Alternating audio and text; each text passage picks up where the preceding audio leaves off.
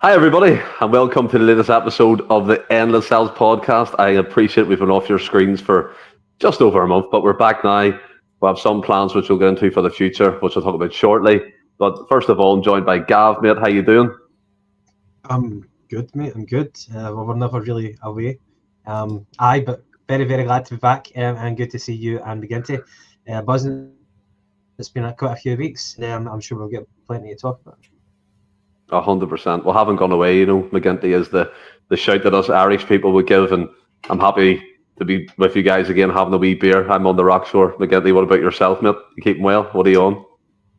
On the Budvar. Budvar? And it was, I wasn't sure if it's a Star Prime or not, but I've Budvar the Czech beer, the original Budweiser. And what about you, Gav? I have got Menabrea. Oh, Menabrea. My favourite. Very nice. Very nice. But yes, so in terms of the podcast, we had a wee rethink and stuff of what we're going to do. So through the pre-season element of things, we're going to be running one podcast a week on a Friday at 8 p.m. We'll be live on YouTube. As you can see, the graphics are temporarily down at the moment because we're in the process of updating them and potentially moving across to a new streaming platform that McGinty may be bringing us to. So keep an eye out for that. And then moving into that, when the season starts in August, we'll be looking at a few extra ideas and a couple more wee segments to add on to the podcast throughout the year. Because I think personally, we spoke about this in depth, but just to get it away, I want to get back to the fun again, having a laugh, just chatting Celtic, just keeping it loose, as I said in the chat yesterday, just having a bit of banter. But yeah, I mean, you said we had a lot to talk about.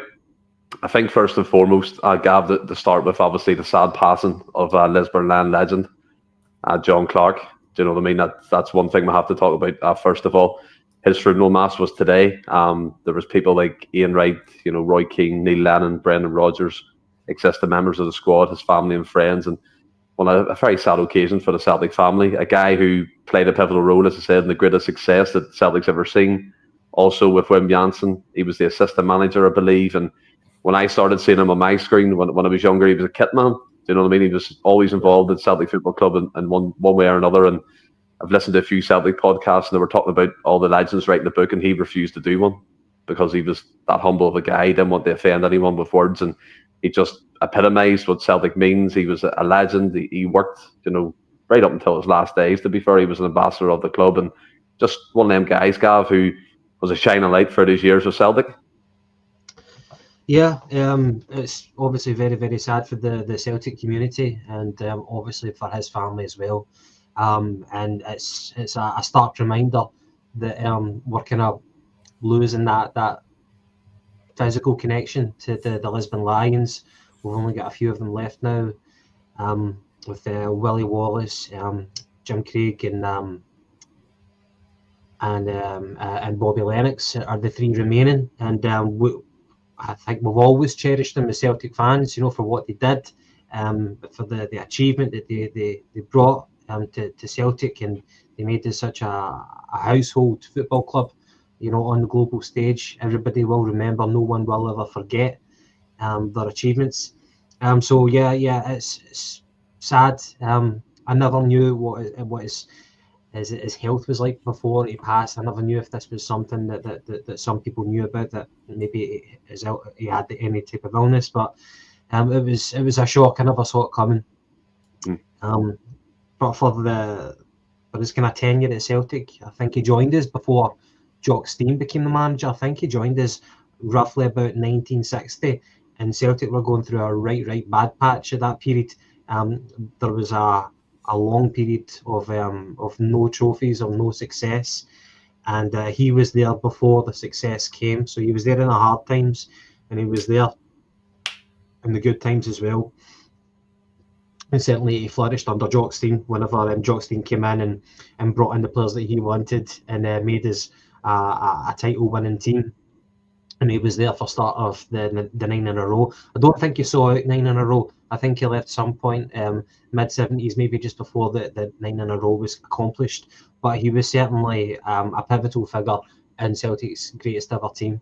One of my memories, not actual memory, but of like footage of him, was whenever Celtic played the Argentine club in the Club World Cup after we beat Inter Milan, and it was a nasty 3-match affair against that team, and it kind of boiled over into a lot of aggression, a lot of violence, and a lot of skullduggery by that team.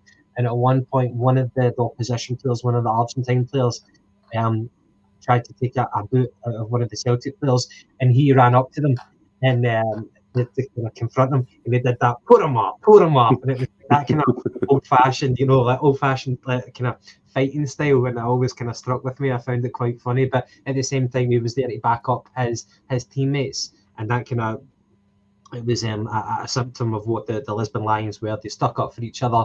They were a really, really hard-working, tight-knit group, and that was one of the recipes for their success.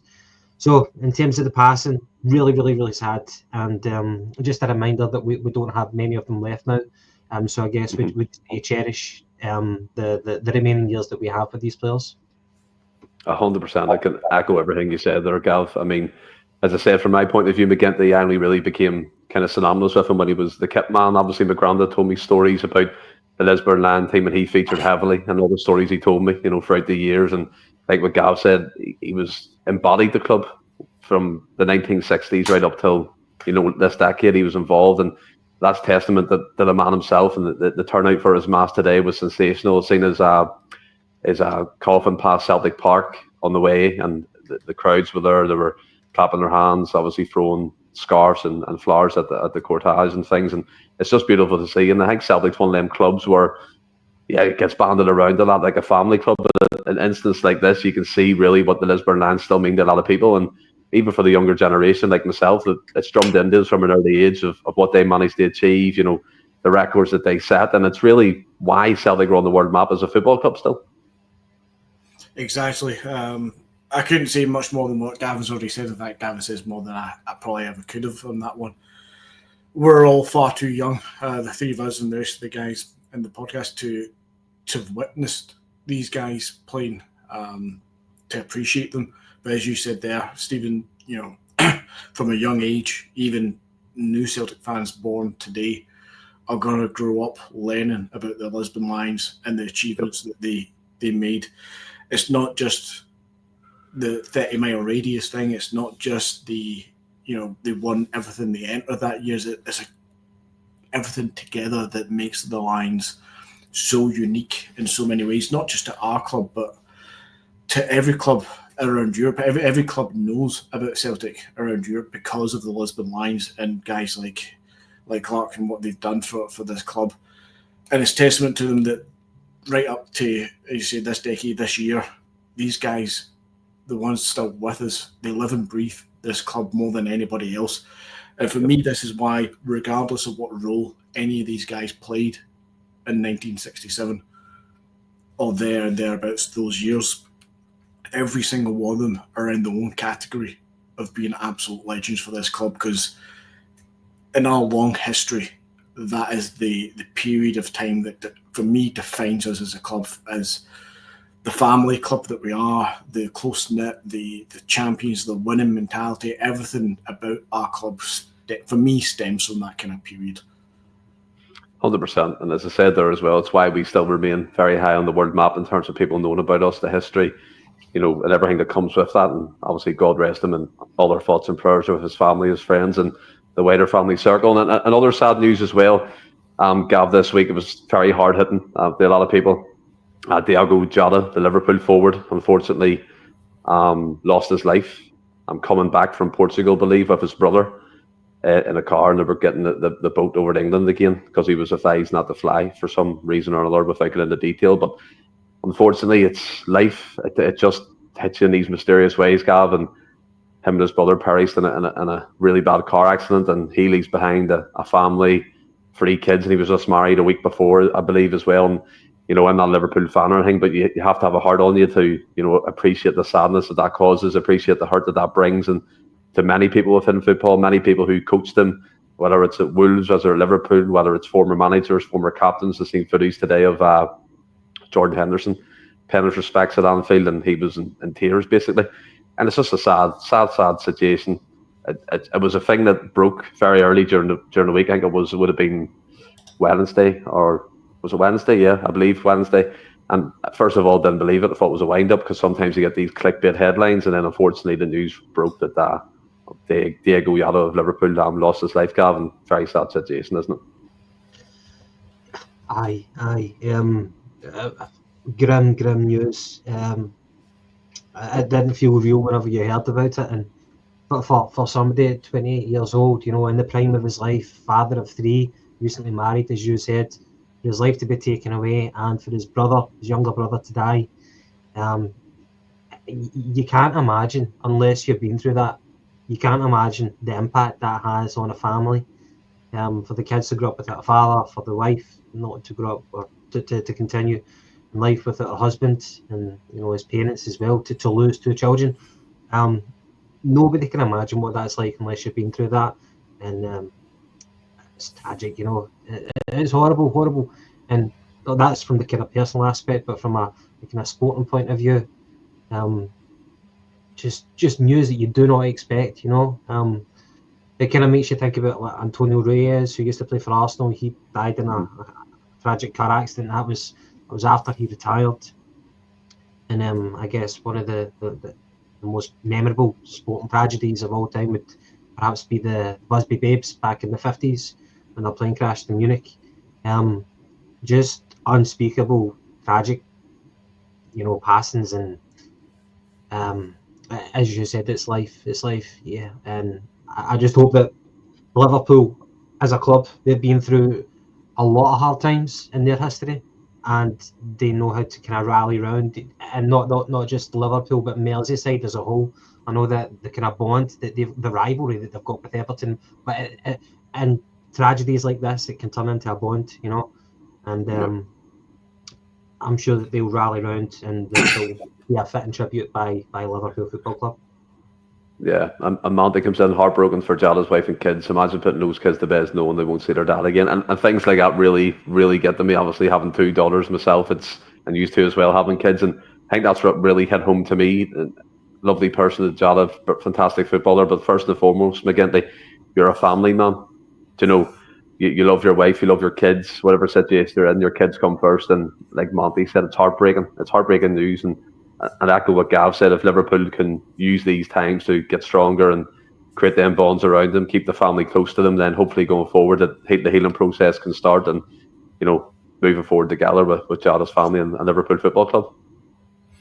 Exactly that. You can only, from the outside, as far outside as we are, you can only pray and wish for the best for the family to pull through it, because having a son myself, young family, all 3 of us have here as well, it's something you never want to think about. No parent should have to bury their own children.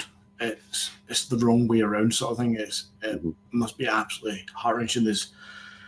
I don't want to imagine it. I don't think I could imagine it. And you really do, your heart bleeds for them, people involved in this. I find when it comes to things like football, as Gavin was saying with Liverpool especially, they've had so many tragedies from, you know, years gone by, and even this summer as well, with the car incident at the celebrations. Yep.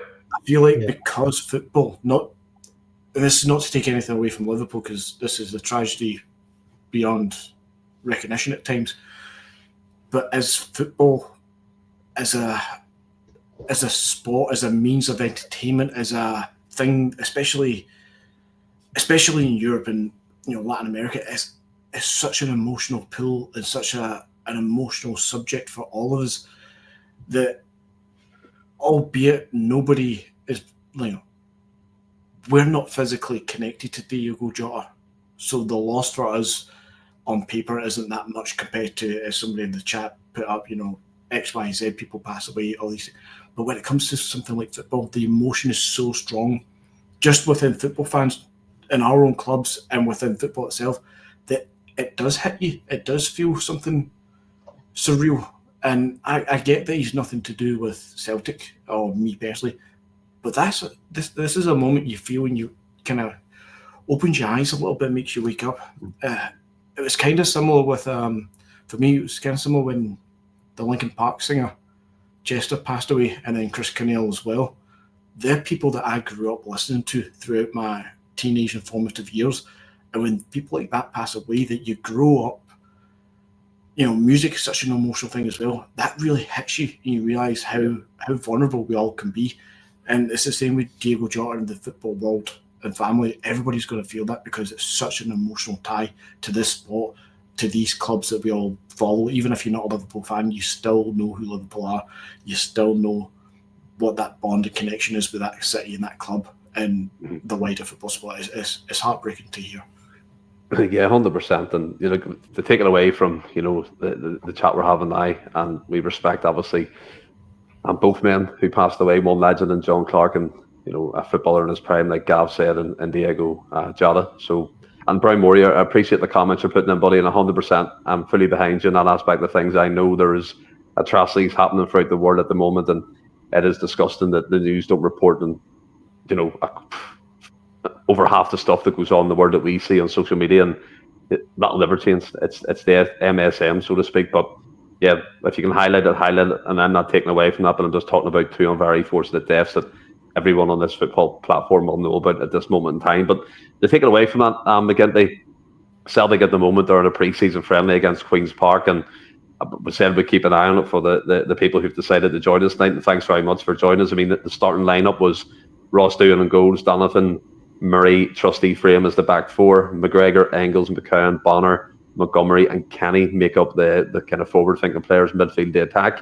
And at this moment in time, on my very legal stream, Genty, it is 1-0, and I believe that Kenny scored the goal. I think P. McLaughlin put in that Mitchell Frame assisted him in that. But with that lineup, I mean, is there any players in particular that you think might make an impact or might be a part of it? And apart from obviously McGregor and Trusty and Engels, but you look at Frame, is he going to deputise as backup left back? And we're going to get into transfer chat. I'm pretty sure a lot of people have opinions on that. You look at, Johnny Kenny, is he going to feature as the third forward, even though we've brought Callum Osmond in? Or is this just a box-ticking exercise for minutes in the legs and getting them going for the rest of the pre-season schedule? The latter. to be honest, it's the latter, isn't it? I believe Queen's Park are the team that Celtic were. I don't know if we officially made that link with Queen's Park recently. Oh, yeah. Those rules change about how you can loan players between clubs during the season, not just specifically at transfer windows. The finer details of that, I have no idea, but I can only presume with this being such an early pre-season friendly against Queen's Park of all people, that this is some sort of tie-in with that. The calibre of players that are on display, shall we say, tonight is probably indicative of that as well, outside of obviously McGregor, Engels, Trusty. I said in the group chat though, when Kenny gets put on the first team, the starting lineup, and he's obviously scored his goal, he barely got any minutes last season. Even when Ida was absolutely honking in the second half of the season, it was totally missing his opportunity in my eyes to take over from Kyle, who will make that spot his own. We still couldn't give Kenny reasonable amounts of minutes, and then we go and sign the boy Osmond, who, for all intents and purposes, you have to expect is the third choice behind Ida and Maida. Surely it has to be seen as that.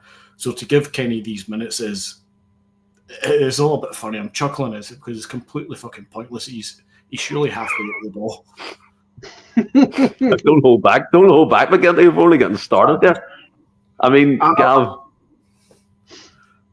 like in terms of what McGinty says, I do agree. There's some players here we won't see, probably past this game when the schedule fully kicks in. I think Smell the Glove was said he doesn't do pre-season friendlies.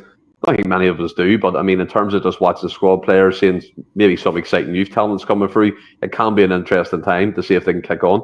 I mean, Roger spoke about pre-match there that there's a player that brought in from, I think it's like the under-18s, Connor Daly, and apparently he's really impressing with his attitude and how he presses the game and all the fancy words Rogers uses. But then he went on to caveat that and say he might not feature tonight, so it was a kind of a pointless exercise to even say the wee lad's name. But it does show you some aspect of things. There is youth talent that Rogers maybe believes in. I mean, we've seen Franny Turley last year, Jude Bonner, the other wee fella, his name's escaping me, McCardle, I think it was.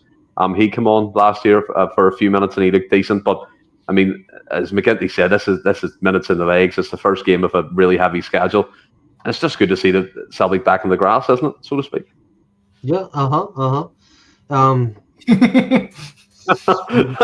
That's it then. You were not selling us on that. Nah, he wasn't like. Aye, with it waffling here, look, it is what it is. It's a pre-season friendly. We need to get the fitness in. McGregor back to like starting lineup. You know, he's leading by example. And obviously, you've got Engels and McCowan there, and Trusty. So that's obviously a few senior players. One of the players I'm most interested in, you've already said his name is McArdle. It's quite a rarity now that we have youngsters who make the break in to the first team. McArdle, I think, had at least 2 appearances last season, and there was just something about him, his calmness and the way that his technical ability. It just caught my eye. I'm quite excited about that youngster. So I would like to see him get more game time. So he made his debut last season. I'm looking forward to seeing more of him. He's obviously on the bench, so you'd imagine that he'll feature in the second half of the game. But in terms of full-time results, do not care. And I'm happy to be on talking and doing a podcast with you guys rather than watching it. It's just all about getting the fitness back up and running. Aye, that's it. It's mad that I said I would keep. Yeah, it is exactly it. And pre-season friendlies, it's all about fitness. I mean, some people over the years have looked at pre-seasons and went, "Oh, we've played X, Y, and Z teams. We won 3-0, 4-1, 5-0. Oh, it's going to be a great season. We're flying." And then the season's fucking tanked. And other pre-seasons, you have absolutely honking pre-seasons. You get beat off fucking Austrian fucking second league tier teams. And then we have a fucking invisible. That is what it is. Real Jardo. I mean, what? Go ahead. I was just going to say that McGinty did make a good point amongst all the swearing about the point that Kenny is still here. As I'm sure we'll probably talk about it later on, so I'll keep my powder dry. But it is a bit strange that Kenny is still here, despite the fact that we brought in someone who could be his replacement.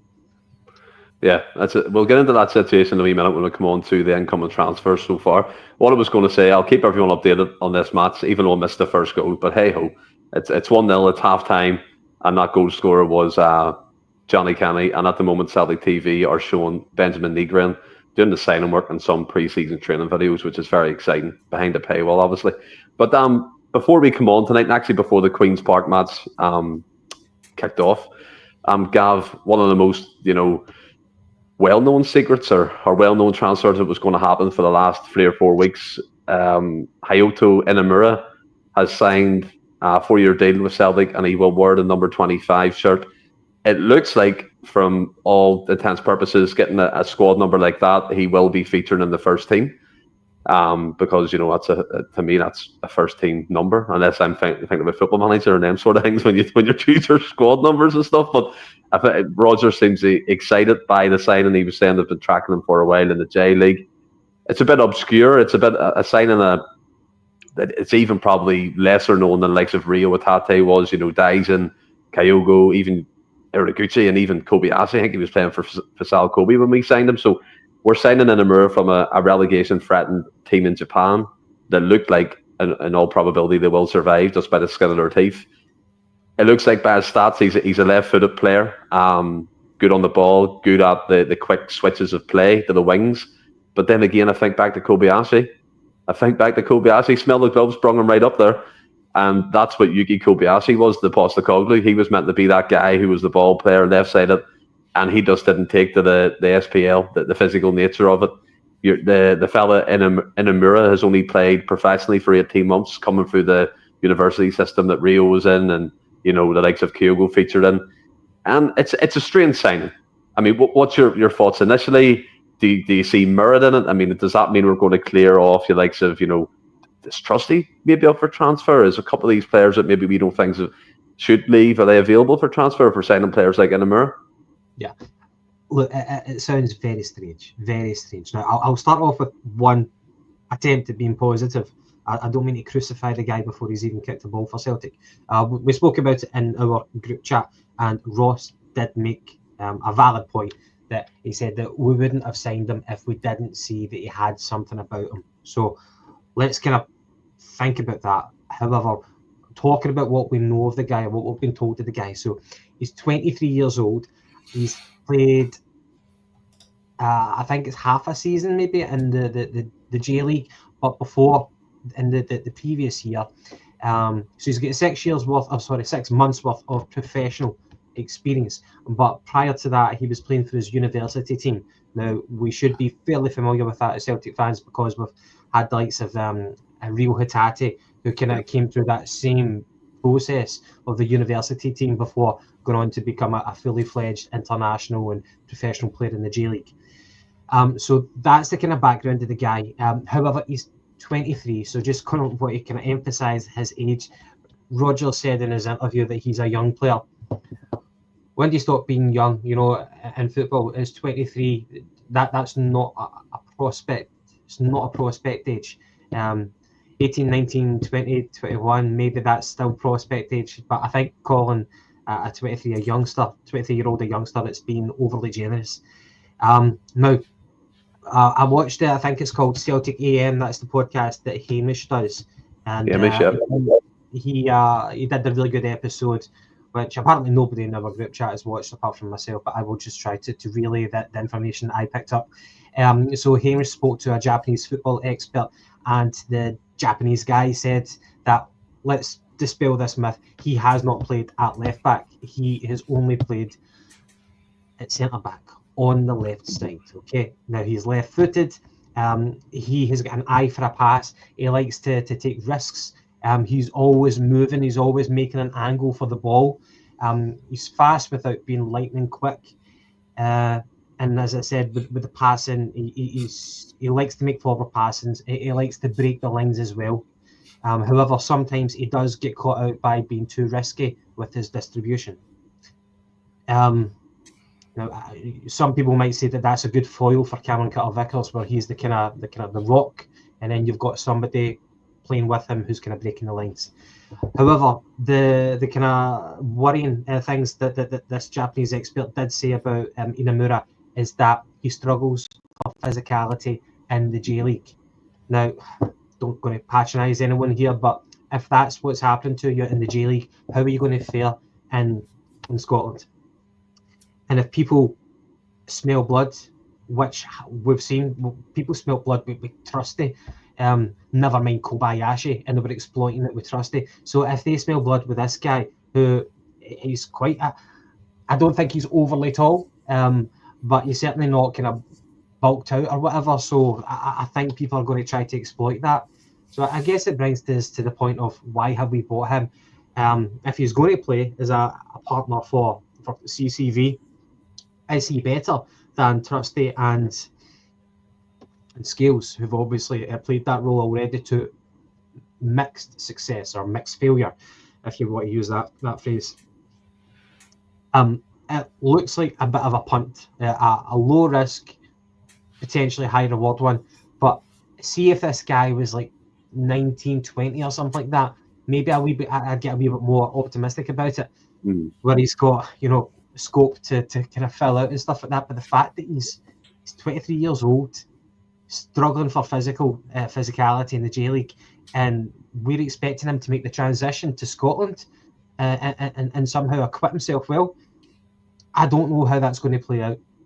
Really, really worrying, because if you're a striker and you're playing against Cameron Carter-Vickers and Inamura, then you're going to attach yourself to Inamura, because that's what all good strikers do. You pick on the weak link of the herd, and that's how you get your chances. So I do not know what the plan is with this guy. And with Rodgers in his press conference, being positive and saying we've tracked him for a while, he's not been tracking him for a while. Other people have been tracking him for a while, and he's just signed off. He's not the centre back that we need to take us forward. No. I think for me, and I totally agree with what you said, Gavin. In terms of the football expert, I was listening to one on another podcast. I think it might have been, I can't remember what it was, but familiar faces on it, and it might have been something to do with Celtic Game, or it might have been the Celtic Way, one or the other.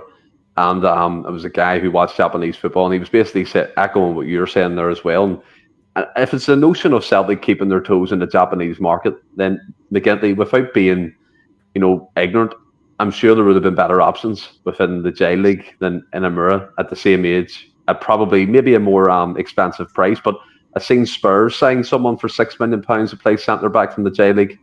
Obviously that was probably through Hans Postecoglou before he left, but Hans knows that league. He knows the player. Why can we not track the same sort of players? Why can we not look at the same sort of analytics or data? And look, I don't want to be downbeat. Like Gav said, I want to give the guy a chance, but every report I've been reading, every stat I've been looking at, the only thing that stands out is his ball playing capability. And the only thing I can think of is the recruitment team thinking Celtic are dominating the possession. He'll be more effective with that. He'll have more of the ball. He can break low blocks. He can switch the play quickly.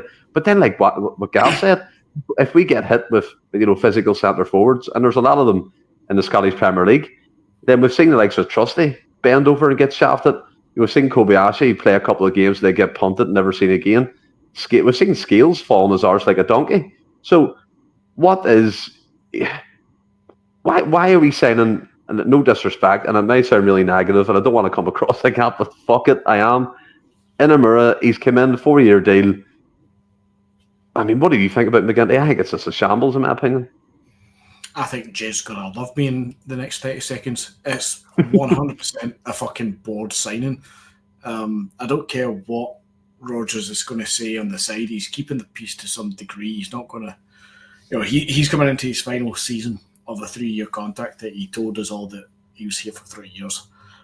We can all have hope that Rodgers will sign on for another year, but if this is the kind of signings that we're making this summer so far, the vast majority of it is utter fucking punts at best. You're signing, I mean, absolute no disrespect, but you're signing Osmond for the Premier League 2, who, what was it, played 18, or was it, he scored 18 goals, which sounds nice, but it's the equivalent of a fucking reserve league back in the day, albeit more likely at a better fucking standard, of course. But Osmond's a punt in the same way that many other before him. Now, he might turn out to be a good punt, like a Dembele or Roberts, and I'll be happy with it. But when it comes to this Japanese boy, it's a bit of everything with the borders, and it's keeping the toes in that market, as you say, which I'm kind of happy that we do that. I want us to. Yeah, but there's better fucking players. But as you say, there's better players. I mean, we've missed out on a couple of decent Japanese defenders over the last 3, 4, 5 seasons. Who's the boy? He was rumoured to go to Man City at one point, was he not? Starts with an I. He's a centre back as well. Not Itamura. Oh, mate, no idea. I'll be honest. No, I'll come to him eventually, but he ended up being a decent one. I think he ended up in Germany, and we didn't bother our ass with it, but we punt ourselves on this one. It's what is he? A couple $100,000. Yeah, he's an absolute punt, and if it works, it works. If it isn't, then at least it keeps the club's name in the Asian market a little bit longer. That's the way the club's seen it. There's absolutely zero chance that I'm buying that this guy has been a Brendan Rodgers, that's my number 1 target, or even my number 3 target for centre-back, because we needed one centre-back on top of all the centre-backs we've got, and it had to be an equal to Carter Vickers. And yet we signed another left-footed centre-back. Now, Scales is touted as being a good ball-playing, left-footed, left-sided centre-back, so is he replacing Scales? I doubt it. Are we going to write off Trusty at $6 million? Probably not. So he's not getting ahead of those two. He's not getting ahead of Carter Vickers on the right. And Gavin, you're correct. I'm looking at his transfer market website as well. He seemingly has never played left back, and he seemingly can play both sides of centre back, left and right. So maybe he does play rotation to Carter Vickers. But that throws shit at the wind of the whole left-footed, left side, right-footed, right side thing that we had last season, which was just a kind of, for me, Stephen, it's a punt. 100% it's a fucking punt. Yeah, it is a punt. And by the way, just to kind of bring notice to the comments, I know that some people have mentioned the crown, and I've seen this crown on YouTube on multiple occasions, like a purple thing. Just ignore it. I have no idea how to get rid of it. So unfortunately, for this time being, it has to stay there. But be under no illusion, I want no fucking crown either. So there you go. My brother Daniel comes in. What's our thoughts on Kuhn being sold? We will come on to that, Dan, shortly. But, the signing, Gav, it's been done as a 4-year contract, relatively low risk. And I know we're linked with another Japanese player, Kamada, from Kawasaki, Frontier, I believe. And he looks a better profile in terms of striking option. And I know that people were saying about his form in 2025, he hasn't been that great, but the year before, I think he had 20 plus goals in the J League. It is a market to keep an eye on and, bring talents over. But like McGinty said, it's not a market to take punts in, because you're going to bring over a lot of draws, taking up wages, and then find it hard to shift them. Yeah. I don't know much about the striker that we're rumoured with from Japan. Apparently he's just a small guy who has half decent movement, and that's all I know. Hamish and the Japanese football expert briefly spoke about him at the tail end of the show. But yeah, there was a scant detail. So yeah, I don't know much about it, and I think that the more Japanese recruits that we make, it almost looks like that the success that we had of Hatate, Kyogo and Maeda, they're now going to be in the minority with the more sub-average players that we bring in now from Japan. So I think that might put a different shade on our opinion about Japanese football if we keep bringing in some sub-average players. I was going to say shite, but I don't want to be too unkind. It's kind of like the Dudu Dassen thing again all over, isn't it? Like we find we found something that was a source of success, so let's just fucking milk it until it's dead. Yeah, I think Celtic are very guilty of that, of kind of repeating behaviour, repeating patterns. Yeah, I don't think they kind of diversify enough with their recruitment. Yeah, no, I totally agree, and it'll be interesting to see how it develops if he gets minutes over pre-season. But we'll come on to a good bit of business that we've done in January. And McGinty, we confirmed the signing first of all on our stock report for the London Stock Exchange that very low key that Kieran Tierney signed a pre-contract. Obviously that the tussle was beginning. You wouldn't believe it. You wouldn't believe it. But there was a tussle to get him in January. Mikel Arteta, being who he is, decided to keep him for the remaining games of the season. He's come in, great announcements videos.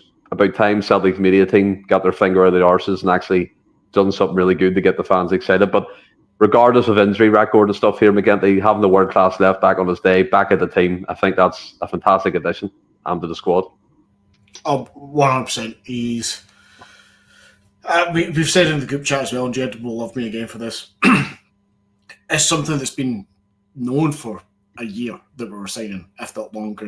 He was rumoured to be coming back here on loan when he went to Real Sociedad. I think it took nobody by surprise that he eventually signed a pre-contract and he's now back in the door. I couldn't be happier. To be brutally honest, I could not be happier. But the club is milking this one for all it's worth, when it's something we all knew 6 months ago.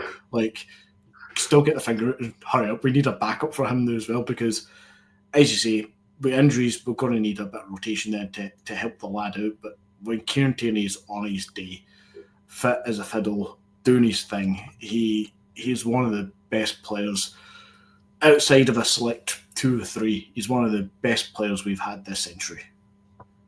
Yeah, 100%. And I think personally for me, Gav, on his day, he's probably up with the best left back and one of the best left backs in British football. I actually think as well that and this might be controversial here, Gav, you can shoot me down. I think he's better than Andy Robertson. I've always thought that. I've always thought he's better than Andy Robertson. Maybe different qualities in their game, but I think Tierney is just an old-fashioned left back, can get up and down. I feel like you were laughing at me there when you done that with your nose. But I think that he is, on his day, injury-free, has a run of games. He is something to be reckoned with. He's sensational. Yeah. I think certainly a lot of Celtic fans would agree with you that he's a superior left-back to Andy Robertson. I think Andy Robertson has been the beneficiary of a fantastic Liverpool system where he's kind of fitted in very, very well. Kieran Tierney, whenever he is fit, he is a formidable left-back, and it'll be great for Celtic. The inevitable question is how reliable will his fitness be? It's the crunch games, it's the big games that we want him available for. I'm not interested in him playing at home when we're winning 5-0 against Motherwell, so much as the European games, the qualifiers, the games that really, really count towards the success of a season.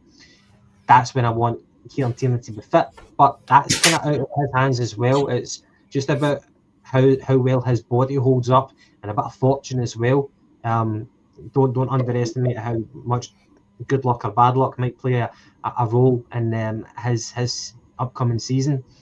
I've heard the phrase people say manage his fitness. I take on board that, but if you think about whenever he signed for Arsenal, whenever he signed and he eventually made his debut because he signed for them when he was injured, they're Arsenal are a very, very successful and modern day football club, and I'm sure that their doctors, their physios, their sports science is far, far superior to what we've got at our disposal. So if they were unable to manage his fitness, then how will we be able to approach that better? I don't think so. I just think it's just about fortune and how well his body holds up. I really, really want this to work out. I don't want him to come back and for it to be an underwhelming second spell at Celtic. I really, really don't want that to happen because the bond that Kieran Tierney's got with the fans is extremely strong. I don't think it's wavered all that much after he left. So I really, really hope it works out for both parties. Mark Kearney comes in, spot on, Gavin. Must be said, the momentum can't be switched on and off, so he'll need to be playing games out with what we would describe as must-wins. I think, 100%. He needs to regain that fitness and a run in the team. And a lot of people are speaking about Nygren here as well. We're going to come on to that debate where he fits in shortly when we get to the other incoming transfers and outgoings as well. But McGinty, obviously, the kind of, I wouldn't say, impact of the signing, but it's led to, or potentially led to Gregory Taylor leaving the club and joining PAOK over in, is it Greece? On a 3-year contract. He's away there. Big payday for him and his family, fair enough. But the saga is over. It's done. For me, it's one of these ones now where you can look forward with a clear scope and, potentially get that left back in. And I know someone mentioned, I can smell the glove, James Penrice, he's away to AEK Athens. So that's another Scottish player over in the Greek league. And they'll probably bump into each other on occasion. But what did you think about the whole Greg Taylor thing? I think for me, it was, that outburst from Rodgers saying it's disrespectful from the fans, singing KT's name before he signed the contract, and then Greg Taylor coming back into the team when Schlupp came in and took him out of the team for a while, and then Schlupp dropped off for him, and then Gregory seen the rest of the season out. Yes, he's going to be a missed player. Yes, he's going to be, missed around the team. He was up there with the leadership group, and that's going to be a big hit. But obviously, Kieran Tierney coming back, like Callum McGregor said, as a leader back in that squad again. But he's gone. I don't, not to be disrespectful here or whatever, but he's not going to be a massive miss. The only thing we're going to miss, in my opinion, he can play the inverted role. Maybe if we're trying to train a tactical system in a game to open up a team, maybe he'll miss that side of his game. But defensively in the big games, he was very suspect. To use Gav's phrase, even in domestic football, he like Gav mentioned, being bullied. They always targeted the left-hand side, and by all accounts, we all had different relationships with Greg Taylor. Some loved him, some indifferent, some just couldn't take to him. But he's gone now, mate, and I think it's just best for all parties. Yeah, and I wish him all the best in the world and all the luck over there. I think it's a great opportunity for him. I think he'll very likely, especially, was it a 3-year deal he's got, he'll win some silverware over there. He'll earn a couple of quid as well.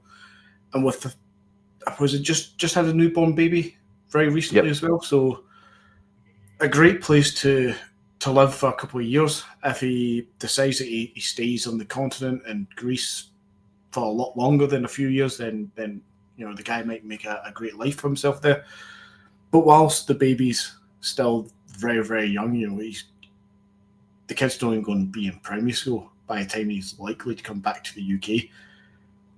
Enjoy it while he can, because he's not going to get that opportunity after this kind of point to make that impact and that move. So the chance of a culture change, the chance of a different way of life, the chance of winning more silverware in first team football, it's absolutely one of the best moves that you can make. And fair play to him. He was here for 6 years. He was not everybody's favourite cup of tea. I've made plenty of noises on this podcast that I definitely think exactly what you said, that every team targeted us down that left wing, our left side. What's great for you? Everybody targeted us, and even the Europeans targeted us down there because they researched the fuck out of Celtic and they know what's going on. And I mean that with as little disrespect to Greg Taylor as possible, because he played with everything that he's got, and on his day he was actually pretty fucking good. He served us well. I would have been more than happy to have Greg Taylor rotate in and out with Kieran Tierney, but as Gavin says as well, Kieran Tierney would be playing all the big games. He's why we're paying him big bucks now. It's why we brought him back. It's Kieran Tierney's the main man. And Greg Taylor, as much as I would be happy with him as a backup to Tierney, he's better than that. He is a first-team player. He could have went down south, probably to a low-end EPL team or championship team, and he might not have won anything again.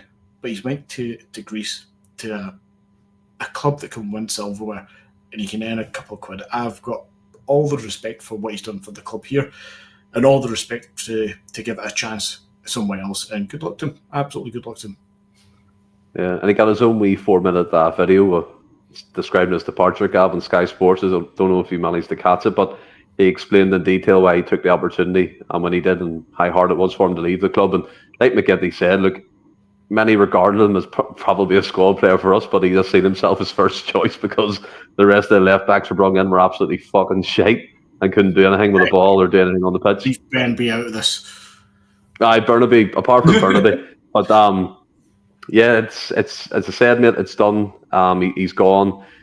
Brendan tried to keep him up till the very last minute, and unfortunately, well, I don't know, fortunately or unfortunately, whatever you want to look at it, Greg Taylor's decided to move to PAOK in Greek football. Mm-hmm. Can I just say before we actually talk in detail about Greg Taylor, see his unveiling video for his new club when they put on the war paint. I don't know, because he's got a straight face. I don't know how he managed that, because I would have been pissing myself laughing. It just looked so funny. The fact that they were trying to be really, really serious and kind of dramatic about it. But anyway, so I guess you don't know what you've got till it's gone. So I think we'd all probably agree that he was the best left back that we had since the departure of Kieran Tierney. We threw a fair bit of cash at it. Bowling goalie, and obviously your Argentine man who didn't do too well. Can't remember many others, but I'm sure there are others. So Taylor was the best out of a bad bunch. Stephen, you made the point about him being a leader. I think I don't think we should underestimate the impact of his departure in that regard. Because sometimes when I look at Celtic, I think we are maybe lacking a few leaders. That's probably a debatable point, but it's just my initial impressions. So yeah, we've been worried about the impact that his leadership will have, his lack of leadership now that he's left. But obviously Kieran Tierney coming in will certainly replace that. Whenever I say you don't know what you've got till it's gone, I guess without being too negative, say Kieran Tierney is out for a spell, he's injured or whatever, and so we've got the backup left back, whoever that will be, playing. So see if we're looking at this other guy, this unknown playing at left back, and then we're saying Greg Taylor was far better than this guy. I can see those comparisons coming in. So it really depends how good the understudy to Kieran Tierney will be to make sure that we're not having too much of a drop off in quality. Can I say that one of my favourite ever memories for Greg Taylor was the goal that he scored against Hearts away. Mm-hmm. I think it was the first ever game, the first ever league game that we had to play with VAR, and it was quite a controversial game, but I think we won the game like 4-3. Such a dramatic game, brilliant. Just one of those games that you love whenever you beat Hearts away from home and you have to kind of go through the blood, sweat and tears. And he got the winner, and you could see in his face, it was just the celebration of a man who doesn't score very often, but you could just see what it meant to him, you know. And all the Celtic players and the fans were jubilant. It was a brilliant day. But yeah, McGinty said that he gave it his all. You know, he couldn't do much about his his defensive inadequacies. He couldn't do much about his height, a lack of height. He couldn't do much about his lack of strength, but he gave it his all. He really had the heart of a lion, and we might talk about other left backs in the future or other Celtic players, but a fair comparison would be, can you try as hard as what Greg Taylor did, despite his lack of ability? Tried so hard. So I guess we should try to, because we're always mindful about his inadequacies, about his deficiencies, but let's remember what he did bring to the green and white hoops. So I try and end it on a positive note for Greg Taylor. See, as we're talking about the kind of understudy to Kieran Tierney there, and who do you bring in that would give his all as much as Greg Taylor did?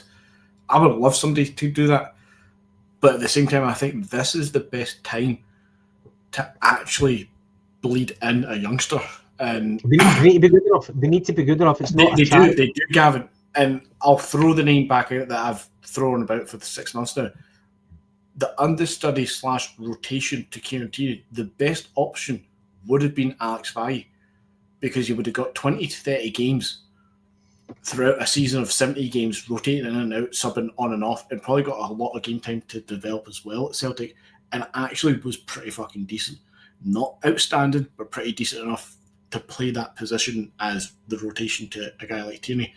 So for me, probably at this point, I don't think the youngsters in the club just yet. We've talked about, obviously, Frame and Anderson and stuff before, but I wouldn't be amiss to going and finding a 19 or 20-year-old from somewhere, be it South, be it a continent, be it from Hearts or wherever it might be, and giving a real youngster, that 19-year-old kind of youngster level, not a fucking 16, 17-year-old, of course, and giving it a real fucking good shot to say, look, we're not going to treat you like a possible. He's a wee bit older, but yeah. You know, that way where we were saying earlier about McArdle and Turley and stuff, you know, they get 2 games at the end of the season, 5-10 minutes each game, and that's it. They're not seen again until pre-season, and then not seen again to the end of next season. Fuck that shit. Go get a youngster and actually give him a great opportunity to learn from Tierney and actually get the game time, because if there's any game time they're going to get that you don't want Tierney's to get, it's going to be on those plastic pitches. That's going to be the time you want to break up Tierney's kind of game time, because Tierney's fitness is reasonably okay. It's the injuries more than the fitness, and I don't want to see Tierney pick up needless injuries against fucking Livingston on a plastic pitch of all things. Yeah. I mean, is he a left back? Well, I don't know. I don't even know who it is. But in terms of what you're saying there, McGinty, you won't find a bigger advocate for youth football, or probably myself, especially the Celtic Academy. I want to see young promoted within.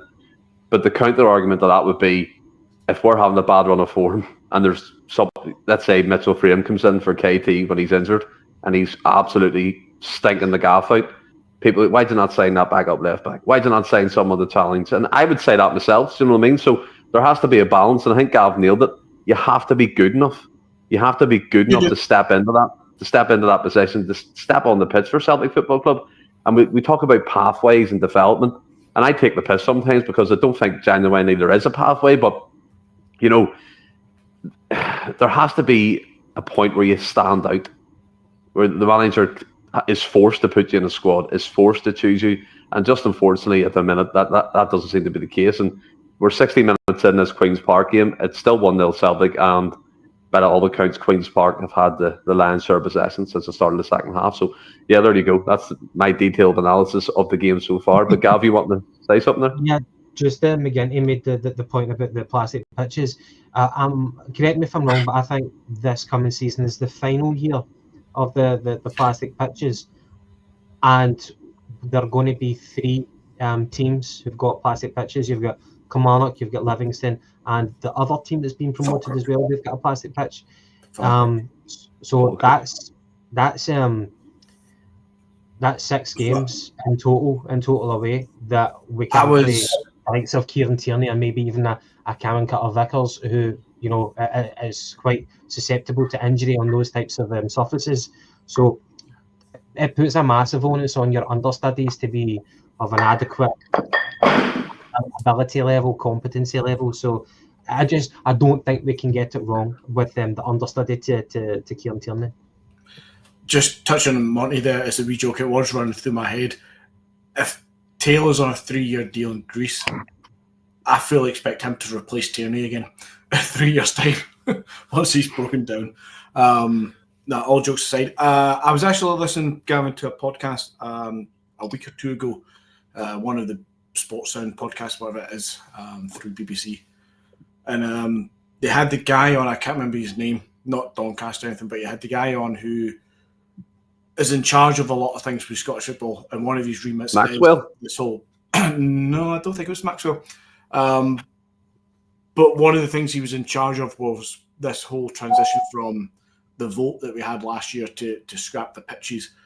And I found it quite interesting because I listened to the whole thing. It's about an hour long. It came out 2 weeks ago.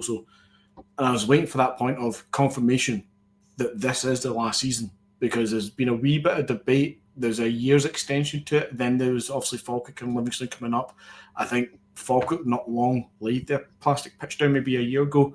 Livingston, I think it was, you said that they failed an inspection at some point at the end of the season, which meant that they had to redo something on their pitch, and they're a wee bit kind of up in arms about, well, we just had to fix this. And now you're telling me that within 12 to 15 months they have to rip it up for a grass pitch. And the best the guy could come back with, and this is quite annoying, is that they're actually playing it on a case-by-case situation. So I think Kilmarnock of the three will probably most likely be the one to go first with a grass pitch. But the other two are basically getting a little bit of a grace period. And I imagine a wee bit that would play into if they go down next season, they'll just keep the plastic. But if one of them stays up, they might get a wee extension. So you might see one of them keep a plastic pitch a year longer, maybe even 2 years longer than we would ever want them to be. So be prepared that this isn't going to end this season. I think there's going to be a phase now period, but without kind of going off topic and into different debates, and grass pitches are the best for the league. I mean, no doubt about that. But let's touch briefly, Gav, on the signing of Ross Doohan. Obviously, Scott Bain, he left the club to join Falkirk to be their first choice, I believe. But then they played a friendly, and he had an absolute shocker, and I think Falkirk got beat. Welcome to the Scott Bain world we all used to live in. But Ross Doohan coming in third choice, sensible signing for Celtic, do you reckon? Yeah, well, it counts towards the homegrown rule. Is that correct? Mm-hmm. Yeah. Look, beyond that, I do not care. I do not care. There was the press conference, the player unveiling. No, I don't mean to be dismissive to you. It's just about the third choice goalkeeper. I could not give a monkeys. There was the unveiling, and he was getting interviewed by the fans, and I was watching it, and they were asking him questions like, so what's your expectations of coming in? Like, you obviously got two goalkeepers ahead of you. How do you think you'll be able to contribute to the team? And like, just the questions, like, I'm thinking, why are you even asking this guy these questions? Like, what do you expect him to say? He's just here for the money. That's really is. He's got a solid contract for the next few years at Celtic. It's an easy gig, man. You're just doing it. Stop trying to make it out to be for like football reasons. He's here for the money. And after a few minutes, I just switched off just because I just thought, this is pointless, man. Like, he's the third choice goalie. I would be more interested with like an interview with the fucking cleaning staff at Parkhead, man, because they'd be more interested in that guy.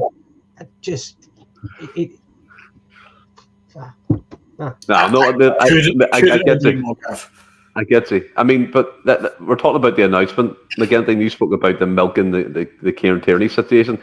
I thought they milked the arse out of it for Ross Doohan as well. The amount of selfies, the amount of pictures, the amount of behind-the-scenes access, using the same hashtag that they used for KT coming in, back to paradise or some shit like that, because he played for... He don't even think he played a fucking minute of senior football with ourselves, but, they're celebrating like it's a triumph. And like what Gav said, he's the third choice goalkeeper. He's the Scott Bain, he's the Scott Carson, he's the Ben Foster, and he's just coming into Celtic Football Club to sit in his arse and sweep up the coins. Exactly. And this is, again, Jed, if you're still listening, you'll probably like me for this one. This is where it comes back. You're romance with Jed, aren't you? I like Jed this week. He's right on my side. But this is, again, the club in its essence, and this is what what's given me the fear. I appreciate it's the start of July.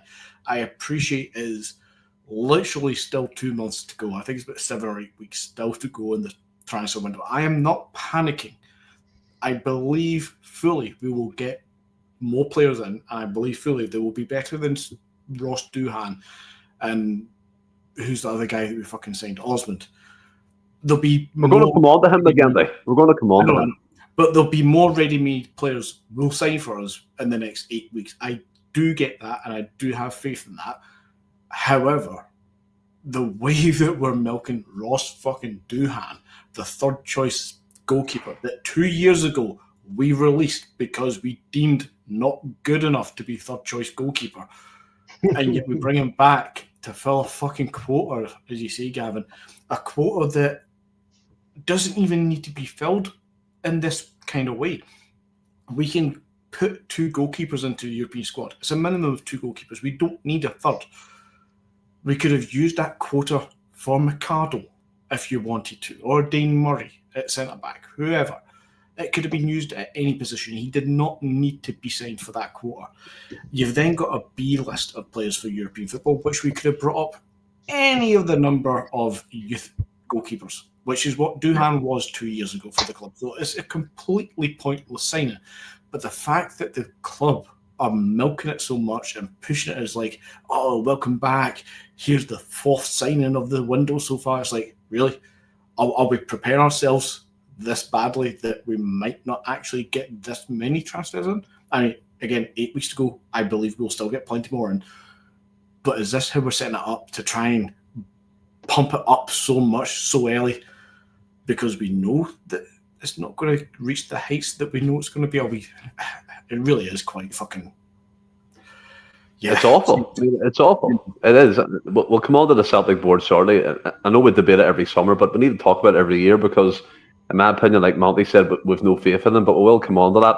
The next player, Gav, that's come in the door is compensation fee cross-border arrangement with Fulham for Callum Osmond, coming from EPL 2. I think he scored 13 goals in 18 games for their reserve squad.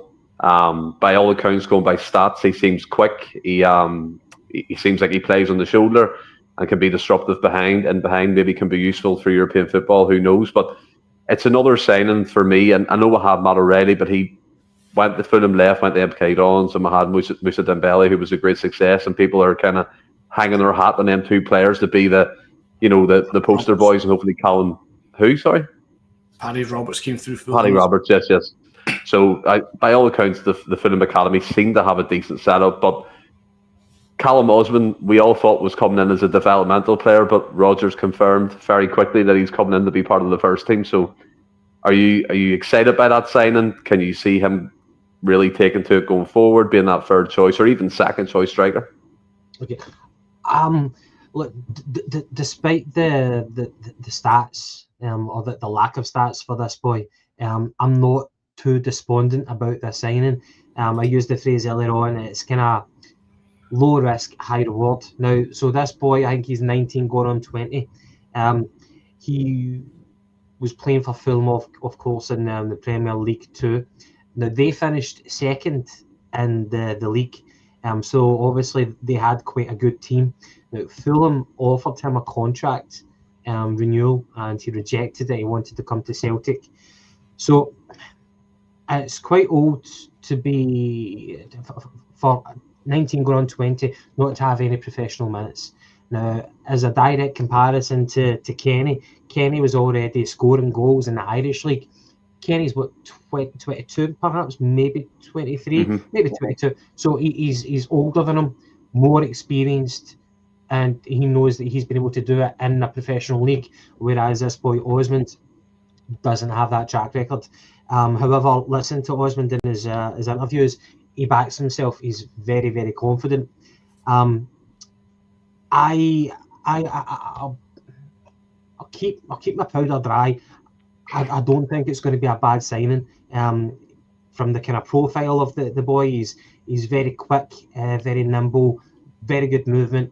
He likes to play in the shoulder, and he's also good in the development, the build-up of the play. So he's not one of those strikers who's just waiting for the ball to come to him before he does anything. So guy's obviously very, very confident. What I read was he's Welsh, but he was born in Jersey, and that's where him and his family were living in Jersey. But Fulham offered him a contract at the age of 13 to join their academy, and the family backed him as for that to be a future, for him to be a professional footballer. So the full family moved from Jersey to London, presumably, so that he could join the Fulham Academy. So he's got the backing of his family. He's probably got a kind of good background, and just from what I've read, the player profile and the highlights I've seen of him, he looks like he could develop into a half-decent player. Whether that be at Celtic, who knows? So I guess the other point, without lingering too much before you go into McGinty, is Kyogo's left. So we've got Maeda, we've got Ida, and we've got Kenny. I strongly believe that we will bring in a proper centre forward, because I'll use the phrase killer. We need a killer up front, and we don't have that right now. So Osman, where does he fit into the plans? I think that Kenny will be going, despite the fact that he's been playing tonight. I think that Kenny will be going. I just think that they probably look at Osmond and at Kenny and say that Osmond has got better potential. So I think he'll be on the periphery as the third choice centre forward, which is a difficult job because he won't get much game time. So is he going to go out on loan? Who knows? Who knows? Maybe for the first season anyway, he'll stay at Celtic, and he'll kind of learn the ropes, and then they'll make a decision at the end of this coming season. But as I said, I'm not too despondent. I think the guy's got something about him, so I'm quietly optimistic. Well, you mentioned about bringing in a proper striker, a killer. That fella Queef Gordon, he's away to Norwich by all accounts. We've lost out on that target. So I don't know what went on behind the scenes there. McGinty, Callum Osmond is the confirmed signing of a striking option. And like what Gal said, I'm not too disheartened by him. I know it was kind of poking fun, but I think that there's potential there. He scored a decent amount of goals at youth level. And as he said, he's quite stocky, he's quite quick, he moves across the ground well, can press. Kind of a prototype of Kyogo, let's say. Who knows if he'll ever reach that potential, but he's coming in. He's part of the first team setup. I'm watching Kenny tonight, albeit, he scored a goal here, but I think he will be on the move quite soon, probably back over to Ireland, in my opinion, or maybe, a lower team in the Scottish Premiership, but I don't think he has a future within the club, and maybe Callum's coming in to fill that void that he leaves. I don't think, Gavin, I don't think we're going to see another striker unless Kenny leaves on a permanent and Osmond goes out on loan straight away. I can't see us signing another striker.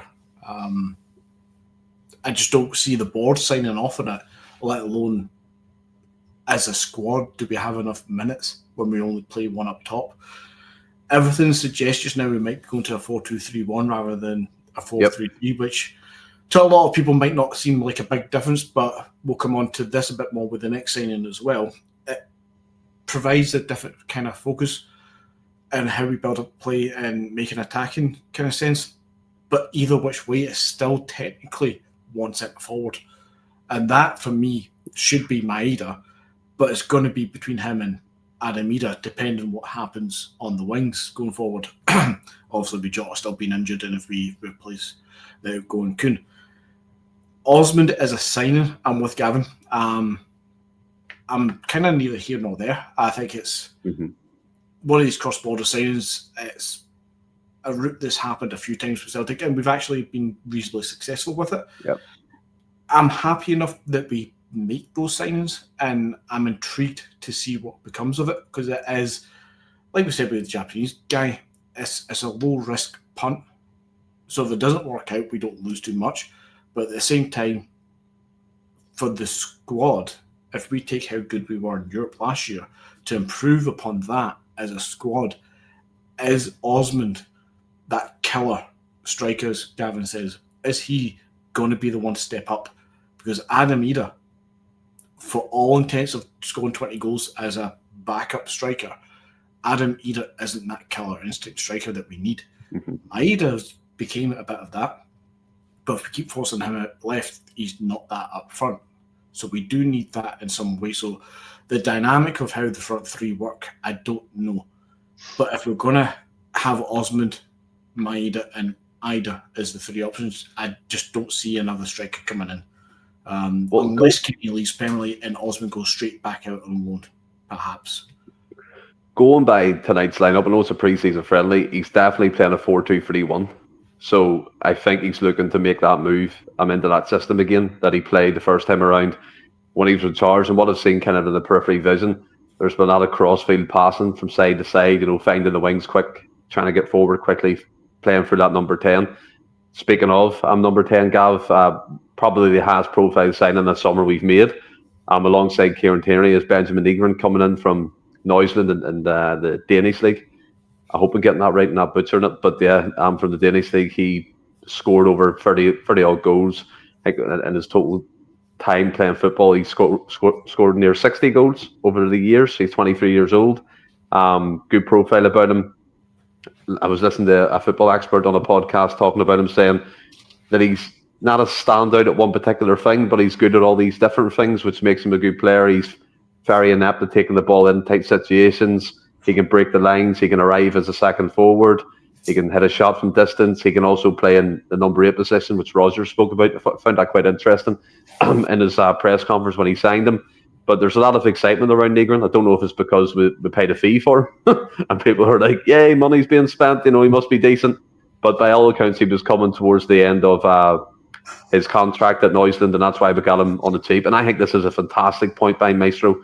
And this is a player I don't think we've ever replaced. And that kind of dynamic of him, Stuart Armstrong, the way he played football under Rodgers, I thought he was so dynamic. He was fantastic. He could arrive late in the box, set piece taker. That goal he scored up in Inverness that time was fantastic. But yeah, a player I don't think we've had the kind of same ilk as since he's left. But maybe Negron's not that player, but he's just exciting to spend the fee. A lot of people saying we're lucky to get him that cheap because it comes to the 6 months kind of thing in his contract. Where are you on it? Do you think he's coming in to be the number 10? Or, the other situation, Kuhn? Well, I think that he potentially might be playing the number 10 position. However, from his unveiling, he was holding the number 8 shirt. I know that some people are guilty, even like myself, guilty of reading into to squad numbers.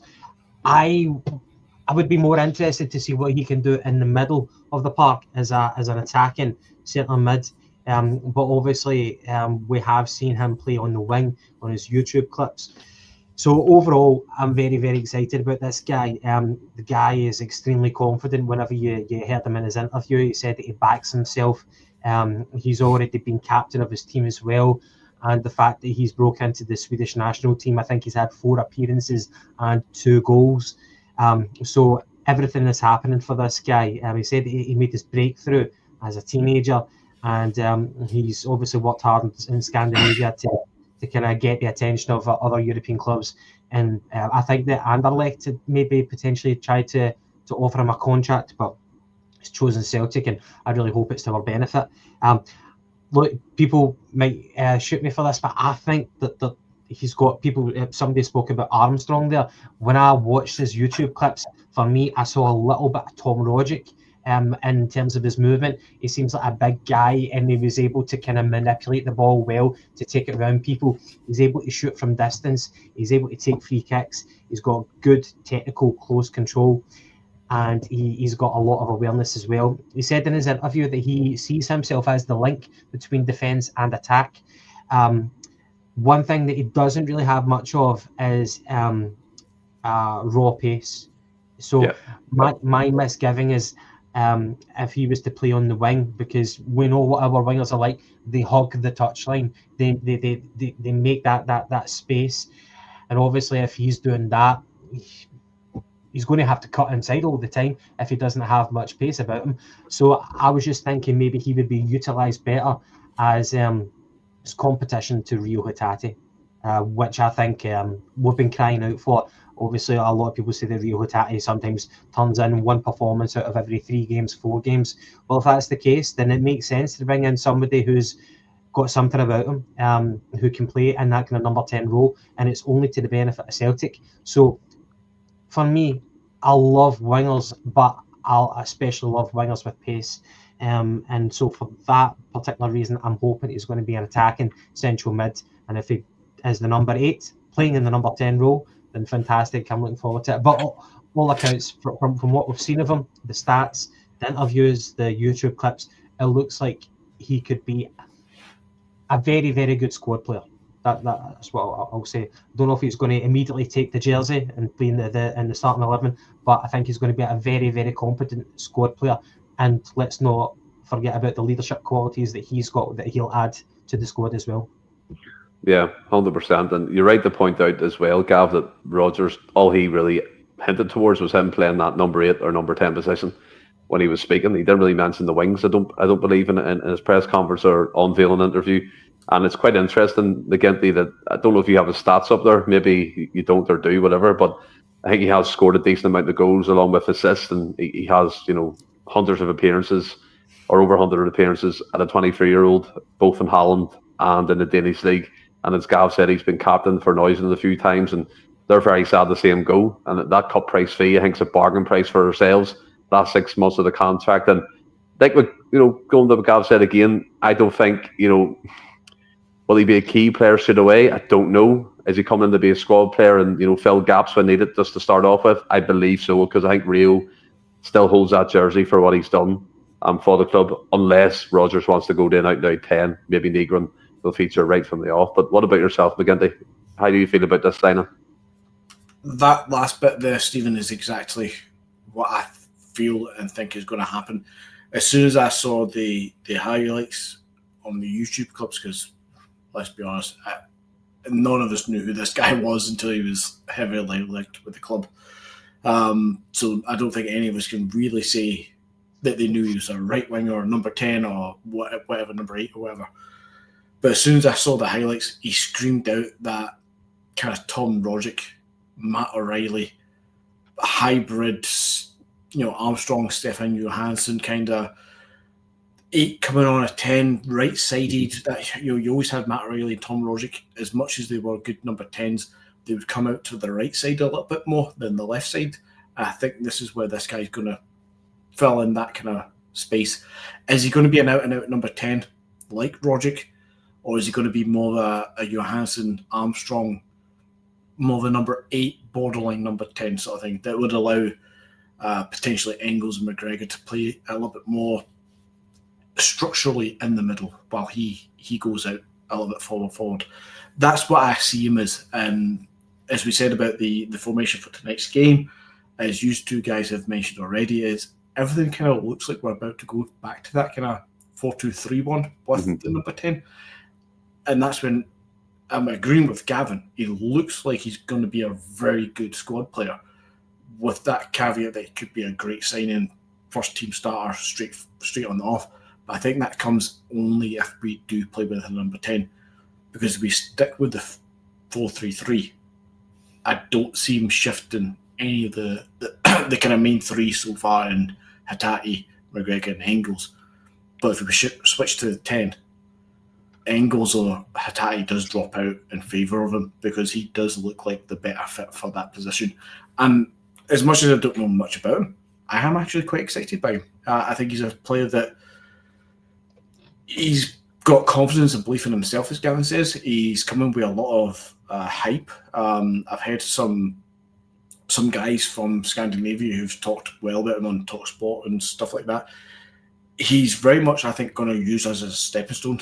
Don't think we could get used to him more than 2 seasons. I think if he hits the ground running, he'll quickly be down south, or perhaps through to Germany or Italy.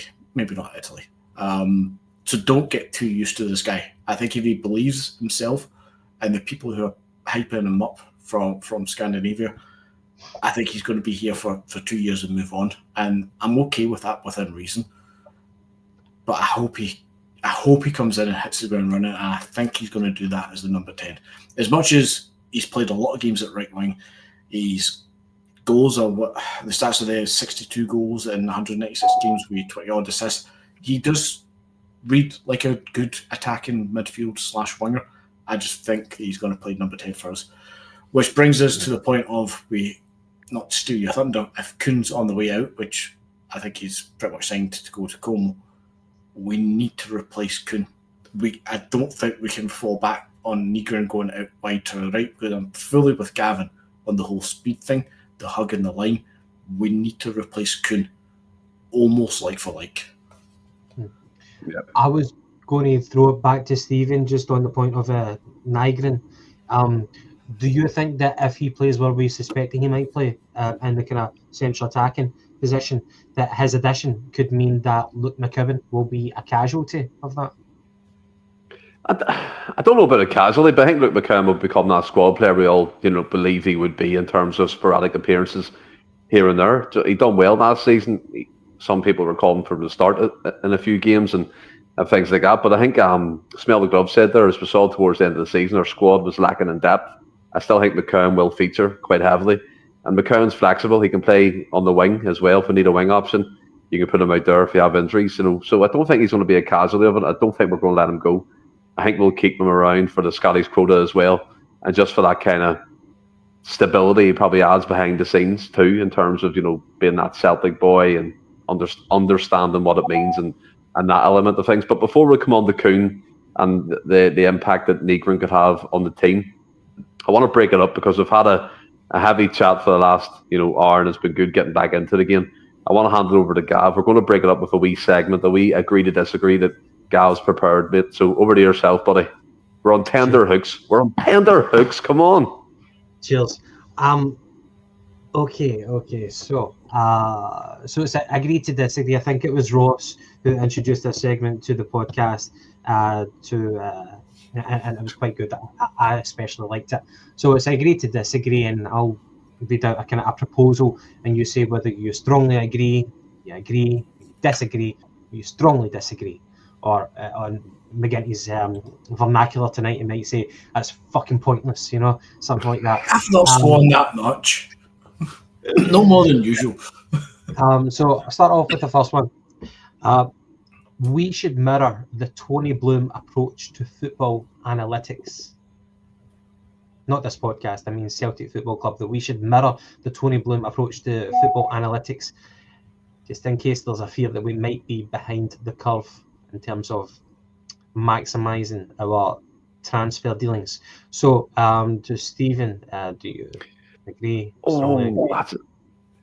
I want to caveat this first. I absolutely am on board with teams going along with them trends and analytics and things like that. If it helps make the league more competitive in domestic football, I'm all for it. I think Hearts will benefit from the Tony Bloom investment. I think he got the USG team in Belgium to win their first title in 90 years with a relatively low spend. So obviously they do a good job. I think it's Jamestown Analytics that he owns. But for me, I'm going to choose the neutral option, just in between. And the reasons why: analytics only tell you so much about a player. I think to play for us, we need characters. We need people who can hold themselves. We need to see their attitudes. We need to see how they act when the chips are down. We need to get into their mental psyche. And analytics for me can't tell you that just yet. I don't think it's developed enough to tell you about a player, like the inside. So the characteristics of a player, how they can cope in an environment of 60,000 people. Because, not to be disrespectful, but the likes of that USG team were signing players from the French 4th tier and, Germany 2nd tier and free transfers and things like that based off analytics. But they were going into that environment not feeling any pressure, because it wasn't like you have to come in and win a title. You didn't have to win trophies. They've done it, which is a fantastic success story. And it might work for Hearts for domestic trophies in terms of the League Cup and Scottish Cup. But and I love the analytics side of things. I'm probably contradicting myself like fuck here, but it's a tough one. That's why I'm going to remain neutral. I think Celtic need to be really on the ball with analytics. I hope we have a department dedicated to that. But I still think it's important. Yeah, McGinty, you're laughing, but you know what they're like. But for me, it's important to see a player before you sign them instead of just looking at numbers. A lot of it, as Roger said, you need to psych them out. You need to see if they can handle the pressure and the environment. It's not just signing for a bog standard club. So Yeah, and I think that's a good point. We need a version of it, but 100%. I'll remain neutral on it, Gav. Probably contradicted myself, but I'll remain neutral. Can I just ask before I move on to McGinty? Do you think that Tony Bloom's he's made a 10 million investment in Hearts? So do you think that they're going to be a different beast this season, or you might even see the effects of it next season? Do you think that they could be a threat to Rangers? Maybe not so much us, but Rangers anyway. I would say you're looking at maybe a 2-year window here before it fully takes effect. I was surprised that they got Derek McInnes in as their manager. I thought they would have went for an obscure manager from, some random league who's used to winning trophies. But looking at their signings they've spent money this summer already. They've spent near enough over £1 million on. They have a couple of wingers in. They've got a couple of defenders. I think Jamie McCart signed on, or Stuart Finlay, I think it was. Sorry, I'm signed on with Derek McInnes and all that type of stuff. So, and they got a guy called Braga from one of the top teams in, I think it was Norway, I believe. So they're signing players, and they're looking like they want to make a stamp on things. But I think it might be a season too early. I think for this whole the take effect might take 2 to 3 years before you see them really, possibly challenging Rangers or challenging for domestic trophies. Fair dues. McGinty, so the question, where do you stand? I think we already do it. I think that's where guys like maybe Callum Osman comes into it, and even the Japanese boy might come into it as well, to a lesser extent. I think we've tried to do it. I just don't think we're very good at it. We need a better. We need a better. We need to implement it better, but we also need better staff to actually do the job properly, and we need to branch it out fully. Ange Postecoglou, as Stephen was saying there, was it Stephen, was it yourself? You need that kind of understand the character as well. You can't just go off raw numbers. And I think Ange probably did that to some degree as well, where he did do the whole Moneyball data analysis. He was on Y-Scout all the time. He knew players he was bringing in, but he also spoke to players before they signed. And if he didn't have the feeling for them, he binned them. He didn't bother with them.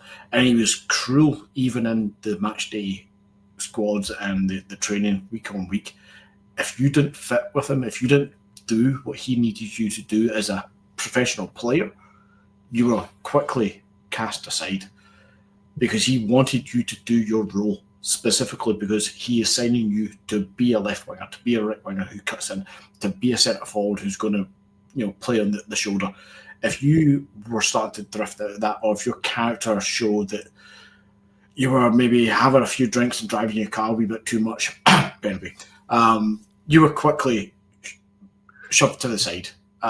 It takes a strong character as a manager to do that, but it also takes a strong club to be able to analyse that data properly and make the signings confidently that the manager can also agree with it. And that's where I think we fall short, as much as we always say, of course it's a Brendan Rodgers signing because he signed off on it. Yeah, he does.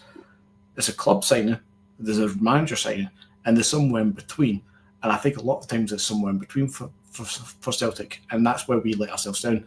The club has a list of names, but we don't scout and recruit them properly, that the manager signs off of them, and they're kind of halfway between being actually really good data-driven player signings and players that the manager actually wants. As far as the Tony Bloom, Jamestown thing and Hearts, just as a caveat of an extra wee question there, I think I'm with Stephen. It's maybe a couple of years off before they see the fruits of that labour. I don't think they come in straight away and just sign 8 players this summer who are just going to walk in and coast it to third place, maybe even challenge Rangers at second place. I think there's a bit of time for that to build, and that has to be given for anything. Can I just say as well, before you move on to your next question, Gav, to me, Hearts have signed their own death warrant already with this Jamestown thing. They re-signed Lawrence Shankland on a 3-year contract. The most baffling bit of business I'll ever see this transfer window. He does not suit a Jamestown Tony Bloom analytics-driven team. He is shite, and to me, they signed their own death warrant by offering him big money to get him to sign on again. Stupid bit of business, and they fucked it for themselves, and fuck them as well. Fucked it. I couldn't disagree more. I think like Shanklin, it gets you goals. I think last year he was playing a different type of role, but if you play him in the right position for Hearts, he will get them goals. But I don't want to linger on that too much because I don't really care. But next question for Mark Kearney. Ange did so well in his first window because the state we were in meant that we had to rely on his targets. We're no longer we're not allowed a manager that level of free reign since. Yeah, well, we're certainly dependent of his knowledge of the Japanese window, and did fantastic, and we had to get it right, and Ange did get it right, and thank God for that. But yeah, that's a good point. So the next question. Now, if Rangers rebranded Ibrox Stadium in order to bridge the gap in the annual revenue difference between the two clubs, we should look to do the same to maintain our financial advantage. So just to kind of, before you dive in, obviously we have got a natural advantage over them every year because of our superiority with the stadium capacity. So we've got an extra 10,000 odd in terms of season ticket holders that Rangers do not have. So no matter how well we do or they do in their transfer dealings, you will always have that particular thing over them that they can't really do much about. However, back to the question: if they were to try to bridge that gap by rebranding Rangers Stadium, the Ibrox Stadium, bringing in revenue, which would kind of put them back on an even keel with Celtic to an extent. So how would you feel about that? Would you think that Celtic should take the same step in order to maintain that financial advantage? Me first? Sure. I personally, again, this is longer term here, I personally don't believe we'll have that advantage within the next 5 to 10 years. I think we're really seriously underestimating the clout that these 49ers have and the people behind them and the backers and investors they have. I really do. I've seen a lot of shade being thrown out saying that it's going to be another Tim Pat operation, but these guys are fucking clued in. They're businessmen. They know how to make money. They know how to put measures in place to do that. And I think one of their long-term objectives will be to increase the capacity of Ibrox. But for now, leaving that aside, rebrand it to keep the same financial thing. Look, I would agree. Look, we'll always know it as Celtic Park, Parkhead, Paradise. All stadiums in the world, most of them have been rebranded. I think, was it Barcelona Stadium had Spotify in the name for a while, didn't it? And I don't know if they still do, but yeah. I think so. But they've done it, and they're one of the biggest clubs that ever exist. And a lot of clubs have followed the same trait, and Arsenal done it as well. It's football's money. Do you know what I mean? Celtic need to keep ahead of the curve however they can. We'll, as I said, us supporters, the real genuine supporters, know it's Celtic Park. We know it's Parkhead. But if someone comes in and offers you 50 million a year, hypothetically, and it'll never be that much, Celtic can't afford to turn something like that down, Gav. So I would be agreeing with that statement. Okay. McGinty? I agree, but not in the principle to counter Rangers. I just would sell the naming rights just because it would be more money for the club to elevate us up. Yeah. Yeah. You think we should do it regardless of whatever Rangers do in the future? I would. Generally, I would. Yeah. As Steve says, we would always know it as Celtic Park, Paradise, Parkhead, Parkers, whatever you want to call it. Tennis box. Fuck it, Guinness. I would do it for the extra income. It means nothing to me. It means nothing to me in the sense of what the corporate name is, because it will always be Paradise, Celtic Park, Parkhead to me and you. As you say, Stephen, as well, with the new camp being the Spotify, it's actually, I think, top of my head, I think the official name is the Spotify New Camp, or Camp Nou, whatever you want to take it. They have both names in it at the same time, and everybody knows it's a moneymaker, especially after the troubles in the COVID kind of time. We're having to do some financial swapping around of details and stuff. Take Dortmund. It's officially called the Segunda, not Segunda, whatever it is.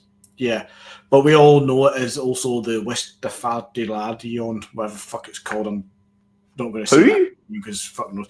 It's got another name to it, Stephen. Westfalen Stadion. That one. Yeah. But we both, I think, as foreign fans to Dortmund / German football, we all know the two names, and we all know that the Signal Iduna is the sponsorship name, and I don't think we really give a fuck. Most fans would be the same, especially people who know Celtic. They know Celtic Park. They know it's kind of Parkhead.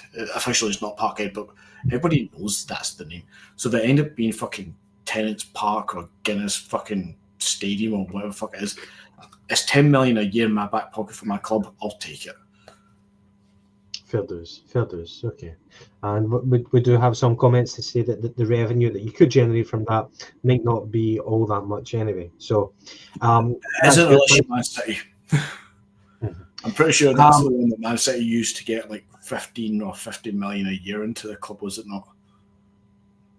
It could be. Well, I'm sure that they've got a lot of kind of means to maximise their wealth. I'm going to throw in a hot potato, and this might generate some interest in the comments. The political beliefs of a Celtic owner or directors should not matter as long as they have the club's best interests at heart. So the political beliefs of a Celtic owner or directors should not matter as long as they have the club's best interests at heart. Now, I was just thinking the caveat would be, see if you're an out-and-out fascist. I mean, the proper fascist word, not the fact that everybody gets branded a fascist if they disagree with you on Twitter nowadays. The proper definition of fascist. Or an extreme jihadist, something like that. We're not talking about those political beliefs. We're talking about maybe political beliefs more closer to home in the spectrum that we see in British politics. So I don't mean the extremes of wanting everybody dead that disagree with you. So that's the kind of political beliefs I'm talking about. Fundamentally, I don't mean a Muslim. Exactly. Yeah, fundamentally, I agree it shouldn't matter. So long as we're talking about Ian Bankier being a Tory sort of thing. He did come to mind, yes. Fundamentally, so long as they have the best interest of the club and they push the club forward in the best way possible, politics and religion and anything in between doesn't give a fuck, really, to me. So I agree it shouldn't matter unless it gets to that extreme way where they let it become part of what they do with the club. Stephen? I mean, maybe back in the, you're talking 1960s, 70s, 80s, 90s, and all, it wouldn't have mattered really, who would own Celtic Football Club in terms of what they stood for, their background, that type of thing. But the football landscape has changed. And you, in terms of ownerships now, there's not many people who run their clubs who are supporters or even from the area or from the country, so to me that takes a back seat. And I do agree that it shouldn't matter. I'll say that there. But what I would say, as long as they have the club's best interests at heart, as long as they serve Celtic and they serve the supporters, and they're not those greedy money-making arseholes, then I'm all in. I've spoken about this numerous times. I would love Celtic to be took over from Dermot Desmond, but unfortunately, it looks like our club will be in his family hands for years and years and years. I know what Maestro's saying there about never be a Tory and all that stuff. I'm not talking about that. I'm not, I don't like Tories. I live over here in Ireland. I would class myself as a nationalist. So that to me is, I think without getting into politics and the football thing, I understand what you're saying. But in my opinion, a Tory wouldn't buy Celtic anyway because of our ethos as a support base. I know there's some chairmans and all involved in it, blah, blah, blah. But I would say in the whole, without going round and roundabouts, I would agree. It shouldn't matter, but it will matter if they're absolute maniacs and, don't stand up for human rights and things like that, obviously. Yeah. Hi, Anthony. Even more so as Stephen just finishes off with that line there about human rights, Newcastle's an interesting one about that subject, that at times their owners look like they they don't want to get too politically involved with Newcastle in the way that we're thinking. Obviously, get bought over by an Arab state or, an entirely right-winged fascist, the extremities, as Gavin says, also we're trying not to go down the route of.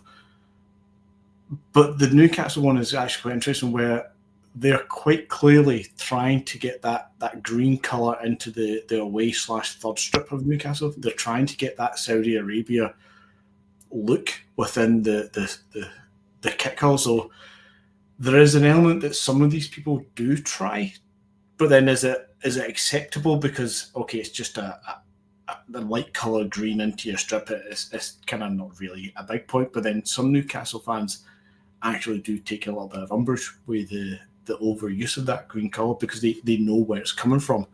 And then ties in what Steve was saying with, the human rights side of things, that people from Saudi Arabia, without painting everybody with the same brush sort of thing, that can have connotations. So I know what you're saying there, Gavin. We're trying not to go down that extremity and the extreme use, but on the face of it, I'll go back to my original answer to the question. I don't mind so long as they don't let it involve and influence the direction that they push the club itself. Yeah. I think obviously it's unignorable the fact that Celtic were kind of built on socialist foundations, and I think that was kind of symptomatic of the economic situations and the cultural situations that the Irish community found themselves in Glasgow and the West Scotland at that period, and the kind of the socialist foundations kind of were suited to alleviating that poverty and trying to find some sort of kind of escapism and by building a club and funding the communities through charitable means. Obviously, a lot has happened since then, and the way that the club is right now, we are run as a business and as a football club, of a kind of paradox, but that's how things are. And so I think my own personal opinion is you don't have to be a socialist, or a Labour voter to be the Celtic owner or a director. I think for me, as a fan going there, even if I know that they might vote Tories or whatever, I think as long as they're doing the best for my club, then I don't get too concerned about that. So I guess that's my thoughts on the matter. Another one, so do you agree, disagree, is winning the European Conference League trophy would be a massive achievement. Personally, I would be over the fucking moon. A European trophy is a European trophy. So Celtic won the third highest honour, or the lowest honour, if you want to look at it that way, in terms of European trophies. The new European Conference League trophy, obviously West Ham won it a couple of years ago. So McGetty, would that be a massive achievement for Celtic? Yes, and I agree. Unfortunately, we'll never be in it. The way that European football is structured these days, we won't ever see the conference. I think we'd probably have to drop our coefficient points quite considerable, that we would drop down from Champions League to Europa to playoffs for the conference to get into it. But any European trophy would be excellent. Even going back to the Intertoto Cup sort of thing, by no means is it on a par with the Champions League or European Cup. It's nowhere near that level. But I would take any silverware, especially in European football, as an absolute win and a great achievement. Is the Intertoto not dead as a dodo? Is that not gone? Oh, it's gone. It's totally dead, yeah. Stephen, I know that you don't want to end up in the conference, but we got to Seville off the back of failure in the Champions League, and we parachuted down there. Obviously, there is no kind of parachute channel nowadays, but if we hypothetically won the Conference League, would that be a massive achievement for Celtic? I mean, Sam, Fran, the Como Cup is bigger than the Conference League. for me, I'd agree that a European trophy would be monumental for Celtic. Look at the celebrations when West Ham won it under David Moyes. You know, wasn't underestimated. Even though TalkSport, I mean, they were talking down the tournament all the way up until West Ham won it, and then they talked it up like the best thing ever. It was West Ham that won it here, wasn't it? I feel like none of these are nodding, so I'm getting confused. Yeah, West Ham did win it. Now Chelsea won it this year. Chelsea, yeah, and it's this big thing now in TalkSport, but it would be a massive achievement. But I think what McGinty said, I don't think we'll see us in that competition. And Mark Kearney, I listened to you and Russell last night. I think it was on the TNF, and he was talking about the podcast that the 20-minute Tim's done with the Coefficient Scotland, and it paints a really bleak picture for Scottish football. Next year, for example, if we win the league, we face 3 qualifiers.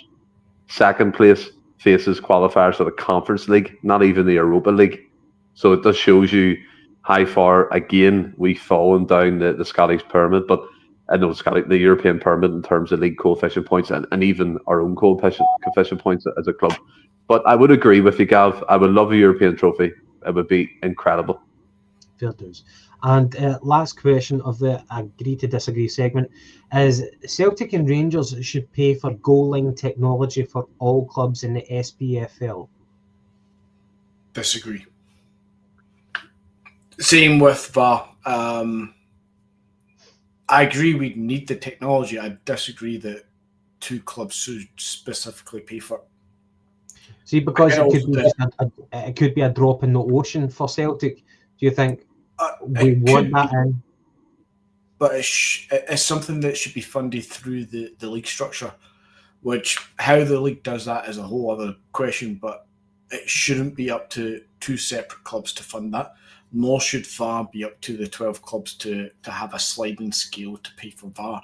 It should just be paid for, because it almost feels like the way that we implement VAR, and obviously goal line technology would be different because it's literally did it cross it, did it not, the sensible will beep or not beep. But we shouldn't pay for something that ends up fucking us over. And as champions of Scotland, when it comes to VAR, we pay the most to have VAR, and yet biased opinions, of course, it feels like we get shafted more at VAR than anybody else. Come on, you're a man of statistics. Don't go by your emotions. Use your statistics to justify that. I can. It doesn't sit the same as obviously what we're saying we goal line, because it is a black and white more option, and I think goal line should have been in long before VAR, but I wouldn't put it on the shoulders of 1 club or 2 clubs. I think it should be a league funded thing. Fair dues. Yeah, that's a good point. Stephen, would you concur with McGinty on that one? I would disagree. I think the likes of the SFA should be putting up the money for this. You know, they're meant to be a professional organisation, and they rely on the clubs to pay for the technology. And in my opinion, that's an absolute disgrace. The likes of Doncaster, Maxwell have undervalued the SPFL for years. The SFA haven't done anything in regards to raising money for these technologies, and I believe it to the door there. I believe it to the footstep of their door. The clubs pay enough. Celtic pay the most for all the technology in Scottish football. Do we need goal line technology? 100% we do, but leave it up to the governing bodies. They're happy enough to feed off the success of the teams in the SPFL. Time for them to put up the money and actually value the league and better the product. So fuck them. Fair dues. One final one. An Amazon Netflix behind the scenes documentary should be welcomed by the club. Yes, agree. Yeah, agree. I would just love the entertainment. I don't want any sneak previews. I don't want any scoops. I would enjoy the entertainment of it. Fair dues. Okay. That draws to an end the agree to disagree segment. However, I do have one final question for both of you, and it's nothing to do with the agree to disagree thing. It's just a random kind of funny hypothetical thing. See, if you were a former successful professional footballer, what career path would you choose after retirement? Pundit. Stephen, what would you do? After you hang up your boots, what would you do? Would you stay in football? What type of thing would you do? I thought you meant come away from football. You're no longer a professional player. First and foremost, I would like to be a coach. I've always had a thing for coaching. I love doing all that type of stuff. I've done it with juniors and stuff back in the porn star. Wow, put me up. But no, but coaching is one thing I like doing, and I've done it quite a bit. Not to any level; it's just grassroots, but it's fun. If it was away from football, I would love to do property development and get into buying and selling properties, that type of stuff, keeping the income coming in, keeping it, secure from my family going forward, investing that money properly. But yeah, that's what I'm talking about. Got really deep there, didn't it? Really deep. I kind of meant like manager, coach, assistant manager. Oh, fuck. Coach. Let's go for coach. A commentator, co-coms, journalist, pundit, that sort of thing. Coach. Coach. Okay. A wee bit like Stephen. I dabbled in very, very briefly trying to do coaching when I was up the road. I would love to get into it as somebody outside of obviously not being a professional footballer and falling back on something else. But as an individual currently now, I would love to get into coaching as well, Stephen. A wee dabble when I was up north was lovely, but I find the time in my own personal life just now is difficult, and then finding your way in somewhere. But if I hypothetically was a professional footballer, I would 100% go into being a pundit. I think the gig that like Joe Hart has is top notch. I would love to be able to go do all the European games, travel the continent, watch football for a living, get paid to do it, get put up in the hotels and all the rest of it, and come back and just enjoy it. Literally just enjoy football for what it is as a spectator sport, and then just fucking commentate on it. I think that'd be fucking class.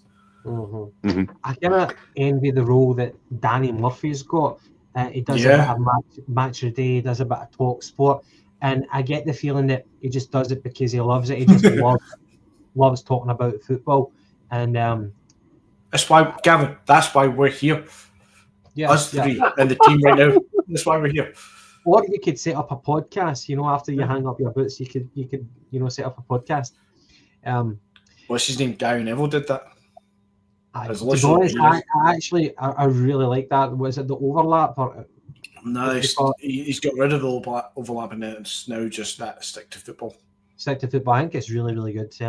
Roy Keane and Ian Wright. Really, really good. Stephen, I'm going to put you on the spot here. So, Celtic have signed. Okay, go ahead. Celtic have signed Benji Nygren.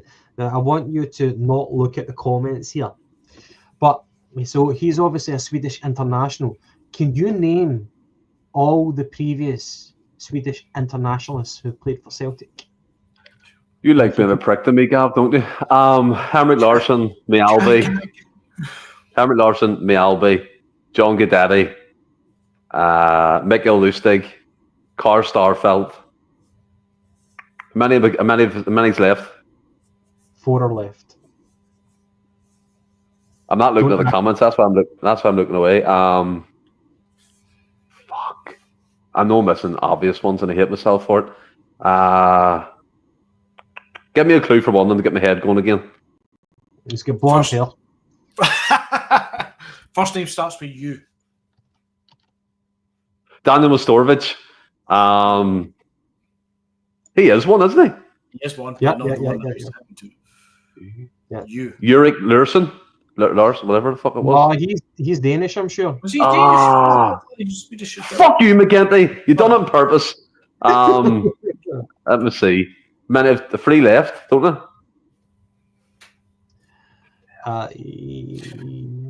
Gavin, are we counting the conversation that we had with James in the group chat about? No, he never played for Sweden. Okay.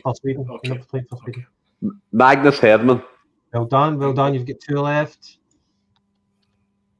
Can I ask what era they're in? Because that's going to really throw me off. What era are they in? Stephen, but Anthony Dunn. I'm not. That's the one I was looking for. I'm not. Well, okay, you're missing a current player. Oh, same letters. Benjamin Nygren. Other than oh fuck, this is bad, isn't it? Hold on. You've only got 2 left. We have a current player that's a Swedish international. Currently on loan out of the club. Gustav. No, it isn't him. What's Keep his going. name? Is it? Gustav Go on. Lagerbielke?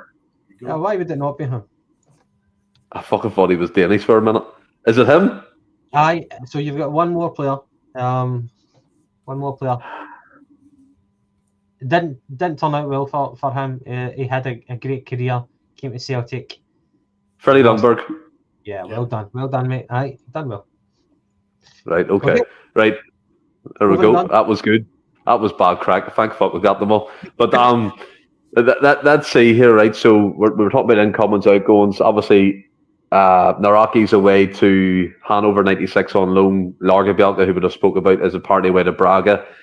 One of the most, by the way, Calv's away. One of the most. Going for a pass. All right, okay, no worries. One of the most high-profile outgoings at the moment seems to be Nicholas Kuhn, McGinty. We spoke about him briefly there before Gav's brilliant agree to disagree segment. 19 million euro. I think we're going to get around about 16.5 mil. I don't know if it's up front or installments. And I know that as Ajax, his youth academy team, are due some money from that. But what do you make of it? I mean, it came out of the blue. We know he was linked for a move away, but it kind of went quiet. And then Fabrizio Morano tweets out that Como are the favourites to get him. Fabregas has apparently made 7 or so calls to him to get him over, and he rejected RB Leipzig a couple of days ago to make the move to Italy. What do you think about that? So I've kind of got two things in my head as you ask that question. One is that obviously Nicholas couldn't leave the Celtic thing. I think we all knew it was coming. He's between him, Hatate. Some people have fears of Maeda. I don't personally, but I think him, Hatate, and Bernardo are the three likely to leave the club from the kind of match day squad, generally speaking. So it's no surprise to see Kuhn on the way out. I don't think it's official yet, but let's assume that is going to be the case. 19 million euros, 16 million pounds, whatever it converts it. I don't think we can argue at it. What did we pay? 3.5 million for him at the time? His first 6 months, that kind of January, February through to the end of the season last year, we would have all just fucking been glad to see the back of him at that time. Obviously, we find out, toothache plays a big part. I'm still sceptical about that excuse, but apparently it plays a big part. He's healthy. He lost a lot of weight through to what was going on with that. So fair enough. We'll take it as face value.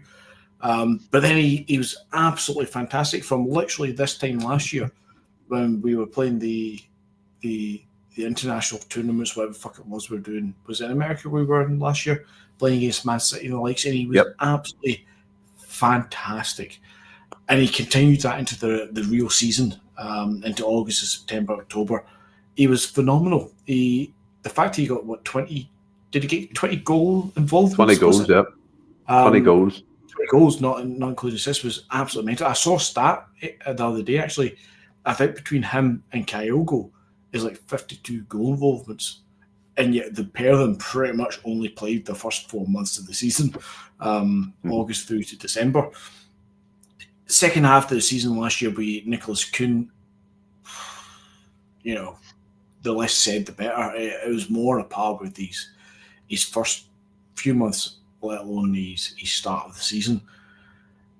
And I'm okay seeing him go. What I will miss about him is that when he's on his game, the player that he was, we were all so excited to see Nicholas Kuhn and Jota on the left side and the right side.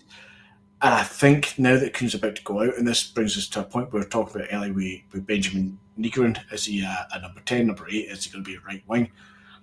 Nicholas Kuhn leaves, Nicholas Kuhn needs replaced, because for me, what I know and see of Nygren, he's a number 10. He needs to play that position. I don't want to see him pushed out to fill that void, because I don't think that's going to be his best position. And I think even if he does, that reduces what the right wing was to us, because what Kuhn did on his game was phenomenal. And I want to see that equivalent brought into the club. Yeah, it is going to be a miss, Gav. I think with the way McGinty explained it there, he had over 30 goal contributions last season. The first 4 to 5 months of the season, he was absolutely incredible. Champions League as well, scoring against Leipzig and Bayern Munich. And then he just dropped off a cliff. And then obviously he scored against Dundee United and give it all this to the support. And a lot of people kind of, not turned sour, but really questioned that celebration. And I think as well what San Fran said, 20 million for a want-away player with the heart of a mouse, that's great business. It's fantastic. Yeah. Maestro referencing the goal against Leipzig, which was incredible as well. He was a cracking player when he had every part of his game flying and flowing. He had the speed. I think in the Champions League he clocked the 5th or 6th highest sprint speed, which is incredible among the elite players, even quicker than Dyson Maeda across the ground, which is fantastic. But it looks like he's joining Como, and like what McGinty said, now the process starts about replacing him, because Nygren, like you said really early on, Gav, doesn't have that blistering pace. And if we lose Kuhn and don't replace him, we are, in my opinion, we're weaker than we were last season. And we were weaker that season than we were the fucking season before that. So I don't know what's going on. Yeah, don't know what's going on, Gav. But yeah, Kuhn leaving, is it one of them ones you don't care, pointless, or are you a wee bit, No, I'm definitely more invested in this, because this is a really important development. The good thing is this does not appear to be a protracted transfer saga. It's happening fairly early on. Obviously, the bids have come in and we've said, yes, we're given the green light. I think he rejected a contract offer from his old club, Leipzig, but he fancies the move to Italy to join Cesc Fabregas's Como. So, fair enough. The good thing is it's happening early. It's not going to be dragging on until the very end of the transfer window, potentially, which would then mean that the knock-on effect is that we can't make our move until he seals his departure. So it's given us plenty of time to kind of recuperate. But I agree with you. I want a winger who's got pace to burn. And we've now got a void. We've definitely got a void in that regard. I think undeniably Jota and Maeda are for the left wing. They're going to have to battle it out. Maybe Maeda might play centre forward, but on the right wing, that's neither of their fortes. So we have to fill this void. And we went from Abada, who had blistering pace, to Kuhn, who had blistering pace. Ideally, we want to get someone of that kind of same calibre. What I really loved about Kuhn, I know that Woodsy said that in the comments that he kind of telegraphed that he was always going to go inside. And I know that he did that a lot, but let's not forget that Kuhn did have the ability. He didn't do it as often as what we wanted, but he did have the ability to take his man on the outside, and he could get to the byline whenever he did want to. Didn't happen often enough, but he could do that. He could do it at Champions League level and certainly domestically. And you don't get many wingers who have the confidence to take their man on outside just with sheer pace. That was great to see, but I'm disappointed that he's gone, in the fact that we'll get qualifiers coming up right now, and we need to get proper starters coming in to replace that. And that's going to be a tough ask, very, very tough ask, especially with our kind of hit and miss approach. So a winger is now the priority, one of the priorities. It adds to a growing list of priorities. But in terms of the departure, I think it was the right move. If you've got somebody who wanted away, I think we can all agree on that. That's kind of unanimous.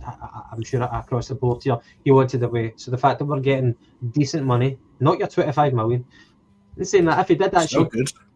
Yeah, definitely, I agree with you, McGinty. If he put in an effort for the second part of last season, then we would probably be getting 25 million. It's just such a massive turnaround. How whenever he came in he came in January the previous season, and obviously he looked rubbish. He had the heart of a mouse, from what I could see, but then it just switched as soon as he got that pre-season under his belt, and he saw the Tooth Fairy. He just looked a totally different player. He was an absolute threat, and the numbers that he was banging in those first 6 months, incredible. But he's gone, and it's the right decision for all parties. He just didn't fancy it, and whenever you've got a player who his head's not in it, he wants to get away. Yeah, and nowadays you need to let them go. Maybe back then, and decades before, the club would hold you to ransom and say, no, you've got a contract here, you are staying. But nowadays, clubs are much more open to letting players go as long as the money's right. So yeah, I think it benefits everybody, but there's a massive onus now, Stephen, on us bringing in quality for the right wing. Because if you remember, let's see, back whenever we were playing Bayern Munich away from home, and we made the subs, Kuhn came off, Maida came off, and we brung on the squad players, and the drop off was massive. Yep. We're back to that situation where we're not even strengthening the squad players. We need to strengthen the first team right now, and it's a really, really big ask. So I hope Brendan Rodgers or the scouting department or fucking Doctor Who is able to kind of pull a rabbit out the hat, because we really, really need to act. And I hope it's not going to be the 11th hour of the transfer window. Yeah, and see, to be fair, kind of make people aware as well. I appreciate we're over the 2 hour mark, and it's our first podcast back in a month, so it was going to be. It was going to be a long one. I know that. I appreciate it if you can all stay with us as well, because a couple more topics to talk about. McGinty has a segment as well we're going to put in before the end of the podcast, so we better crack to come. But one thing I was going to tie in with what you said, Gav, in terms of the onus on the team now and on the board to sign players. First of all, bringing up smell the glove, selling players for money before replacements. It's just a signal to clubs we have cash and they up their prices, and we know how our board deal with that. Do we think, again, I'll start with yourself here, the question around Brendan Rodgers' commitment to the club longer term, do we think this is playing a part in the board's thinking? Because, right, whether we like it or not, Negron's exciting, but every signing bar Kieran Tierney feels like to me a developmental player coming in for years to come to progress and sell on for a future fee. And it feels like, and I said this in our group chat, and I don't think people understood what I meant, but I'll say it now. It feels like the season where Rodgers came back the second time, when he was lumped with all these players. 12 players come in and none of them made it. And unfortunately for me at the moment, it's starting to feel like that. We don't have any high-profile links. I know that the club said to keep things quiet, but sometimes something's leaked out to the press to see how the support would react to it or how we would take to that news. I mean, the Arne Engel news came out, a couple of days before his signature, and the Alameda one was dragged on throughout the summer. But at this moment in time, we have no major links to players who would cost above 6 million. You seen the fella, the winger, the one that begins with B at Royal Antwerp. I know who I'm talking about. I don't want to say his name because of Balakrisha, yeah. And the club are reneging over £1 million. I know I butchered again, McGinty. Thanks very much. They want 6 and Celtic want 5, and it's just a shit show. And do you think the Rodgers kind of elements playing into this? I don't know. I think it might be, Stephen, but I generally don't know. We take the boy we're talking about there, Balaswiska, whatever his fucking name is. The Hold on. You fucking laughed at me. You can't say it yourself. Yeah, I'm allowed to. You can laugh back. No, it's a weird one because I fully agree with you, Stephen, that it feels exactly like that. And if Jed is still listening in the background, he'll love me again for this. For the better part of 22 years now, this is how Celtic operate in the transfer window. It's not pushing it out and getting all the, as Gavin says, we need to improve the matchday squad, but it feels like we're improving just the general rotation squad and hoping that maybe 1 or 2 gems kind of rise to the top sort of thing. We're not just going out and getting an absolute quality player. Now, Benjamin Negron might be really good, and we've all got good hopes, especially as I see for the number 10 role. And maybe he will be, but Osman's a development player. Duhan is a bit less said, sort of thing. And even with a reason, Benjamin Negron is a bit of a development. Kieran Tierney is the only one we know as fans is coming in to be the number 1 left back for 2 reasons. Kieran Tierney, he's history at the club, and 2, there is no fucking other left back at the club, so he's literally the only one. I need to see the club pushing the boat out more. When it comes to the whole Rodgers last season, is the club developing signing players for the next 2 or 3 years after Rodgers? Probably, but I don't think they're thinking that deep. That it's after Rodgers we needed to have these players.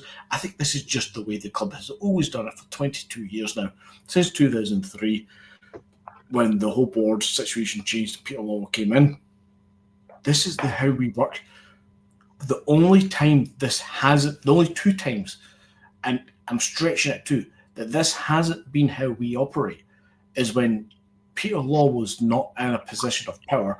I know that he was still attached to the club with the whole European share thing. But when he was not in the club in the position of power, and it was Don Mackay and Ange Postecoglou, we got guys like Josip Juranovic and Giakoumakis and all the players that Ange wanted as well. We got the job done. We had 3 Japanese boys signed in December before the January window opened. And this was on the back of, okay, Don Mackay had started to be pushed out the door by that point. But this was stuff that Ange had control over. And the whole situation was a bit fucking weird for the club because there's no Peter Lawwell grasp on it. But as soon as Peter Lawwell came back, Ange saw the writing on the wall and Ange got the fuck out of Dodge. We can debate Spurs and all the rest of it to where hearts are content, don't give a fuck. Ange got out of Dodge. Rodgers comes in and his first season, as you said there, Stephen, we're signing fucking random players playing this development punt game. People who are the dregs left over from the Ange days of the club, kind of, there's a Korean aspect here, there's a Japanese aspect we can kind of tap into, and we got it horribly wrong because the guy who was actually doing it correctly wasn't at the club. Mm-hmm. Then we get all the noise from Rodgers about needing quality, wanting quality, needing to up the game. Rodgers came in and was sold a dead duck about how the recruitment had changed. And by the time his second season came around, the second summer, we did. And all football clubs, Maestro, all football clubs run it at debts pretty much because it's serviceable. That's the difference. There's no point in thinking, we go 10, 12 million pound into debt that we're going to go bust. That's not the case. We're now sitting on 70, 80, 90 million pound in profit in the bank. There's money to be spent. We can push the boat out a little bit further.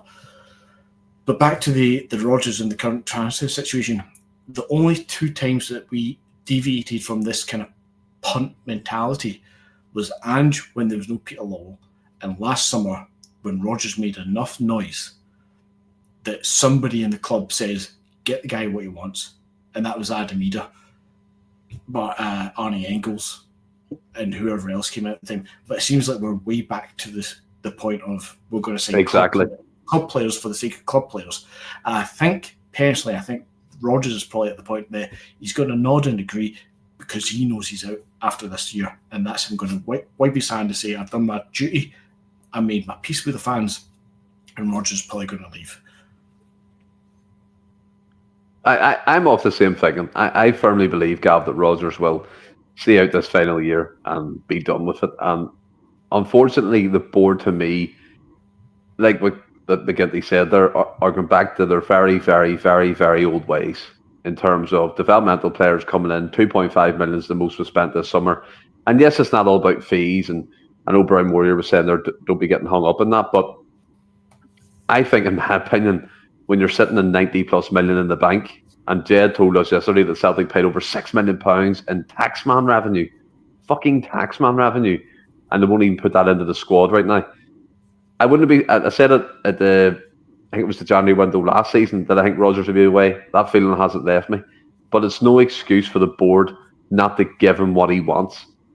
Like, he's not going to sign 35-year-olds and be like, I just need them for a season. He's signing players as well with quality that will see us through for years. But in my opinion, Gav, he's not going to get that. And it feels like to me it's Peter Lawwell and his old scouting pals back in office again and just giving his bog standard dross and hoping one of them takes off and gets us a fee further down the line. If that's how you guys feel, then I'm not going to tell you that you shouldn't feel like that. Celtic have obviously got a track record of being underwhelming in transfer windows. But I don't mean to frustrate you guys, but it's still the 4th of July, okay? We'll still get quite Sorry, Gary, I'm very quick. I do agree, and as much as it sounds like people like me and Stephen are like panty wetting and fucking frustrated. I do firmly agree. There's 2 months still to go. We could sign another 8 players who could magically blow us out of the water. I do agree, but it's got the feelings of the same old. If that's how you feel, then you're probably entirely justified to feel like that, because there's a track record, there's a pattern of behaviour, McGinty. So I can't tell you that you're wrong to feel like that. I guess what I'm thinking about is, I also think that Celtic, however, have got a track record in the transfer window of, at the start, they bring in the club signings, the ones that the scouting department have been looking at and saying, this guy might be a prospect in a few years, but we'll bring him in because we think he's got something. So from the people that were brought in so far, I think we need to discount Duhan, because nobody cares about Duhan, okay? You've got apart from that, you've got four incomings, okay? You've got Kieran Tierney, who's obviously going to be a first team player, and you've got Nygren, who looks like he's going to make an impact on the squad and be chapping on the door to getting a first team jersey. The other 2 players, absolutely the prospects. Okay, you've got Inamura, 23-year-old prospect, which is a wee bit alarming, and you've got Osmond, who's 19, 20, going on, and he's going to be a prospect as well. So I think you've got 2 worthwhile signings, and you've got 2 ones where you're thinking, really, okay, why exactly? I don't think it's a completely underwhelming start to the transfer window so far, but what I was going to kind of try and say was that we do have a track record of making the meaningful signings at the end of the window. That frustrates the life out of me. The Engels and Ida, I'm not a big fan of either of those players, but they were made at the end of the window, and then you think maybe a couple of seasons back you had Cam Vickers and Jota joining at the very, very end. It's frustrating because some of the big signings that we make come at the very, very end of the window, when what because that's at the point when agents find out that the players are surplus to requirements at their own clubs, and then they're looking to find possible suitors. And I hate the fact that sometimes we shop in that market, the kind of the panic market. I wish we wouldn't do that. So I get where you're coming from, but I can't hang the board out to dry, or Brendan Rodgers out to dry, or the scouting department out to dry at this moment, just because there's still plenty of time. Now, probably in a week's time there won't be much movement again, and then I'll start coming around, and then I'll start feeling more annoyed and more irritated, and I'll come more to your side. But at the moment, I'm just being a wee bit more patient, and I'm sure that might frustrate the hell out of some people, but that's where I'm right now. There's just too much time still remaining for me to start, crucifying people. No, I can appreciate that, Gavin. And as I said, and you obviously understand as well, there's still literally 7-8 weeks in the transfer window. We would all love to have signed 5 first-team ready-made players, like literally starting 11 players by now. That would be magical. But the reality of it is we don't do that. And generally speaking, no club does it to that degree that early. This season's a little bit different for big clubs like Real Madrid, who have obviously signed on pre-contract agreements. Guys like Trent Alexander-Arnold, I always forget to say his name, what order that goes in. But that's the pre-contract agreement, £10 million paid up front to get him released early for the Club World Cup. There are special circumstances. There is plenty of players that I know will start making transfers in about 2 or 3 weeks' time. We are still early. I do accept that. I do agree with it. And I know that I'm a perceived panty wetter. As much as some people call us that, we always moan and get our knickers on a twist straight away from day dot. And then you've also got on the far other side, the happy clappers that the club can do no wrong, regardless of what happens. There's always that forgiveness, and it's the best we can do, so that's accepted. There's somewhere in the middle. But as much as I'm on that side of fuck the board, I do agree. We're early doors in this window. Let's give it a couple more weeks. And I'm biased when I say it, but it does feel like it's another generic Celtic window. so far. Yeah. I hope I'm going to be proven wrong. I hope in the next 2, 3, 4 weeks we see one or two good name signings who do walk straight into that first team 11. Yeah. See if you were to kind of think of like a spectrum for a Celtic fan, where the far right is the board defenders, like the club can do no wrong, and on the far left, I should probably do it the other way around. The far left is the panty wetters, the people who get up in arms at the slightest sign of inaction. I guess I'm kind of centre left in that regards. I don't like to defend the board too much, and I am not slow in criticising the club whenever I think that we're not doing enough. So I think I'm kind of more closer to you guys than the kind of the board defenders, if you want to put it that way. But at the moment, it's just I need another week before I can start to get a little bit angry. So just give me a wee bit of time, and then I'll come over to the dark side. I mean, all I want to say with Brown Rory here is that I don't know why exactly I'm going to say this off this comment, but Celtic are the champions of monitoring transfer deals. We monitor the fuck out of transfer deals, such as Vistgarden, who we could have signed 2 years ago for 6 million and it's now rated at 14, and we're now balking at the idea of it.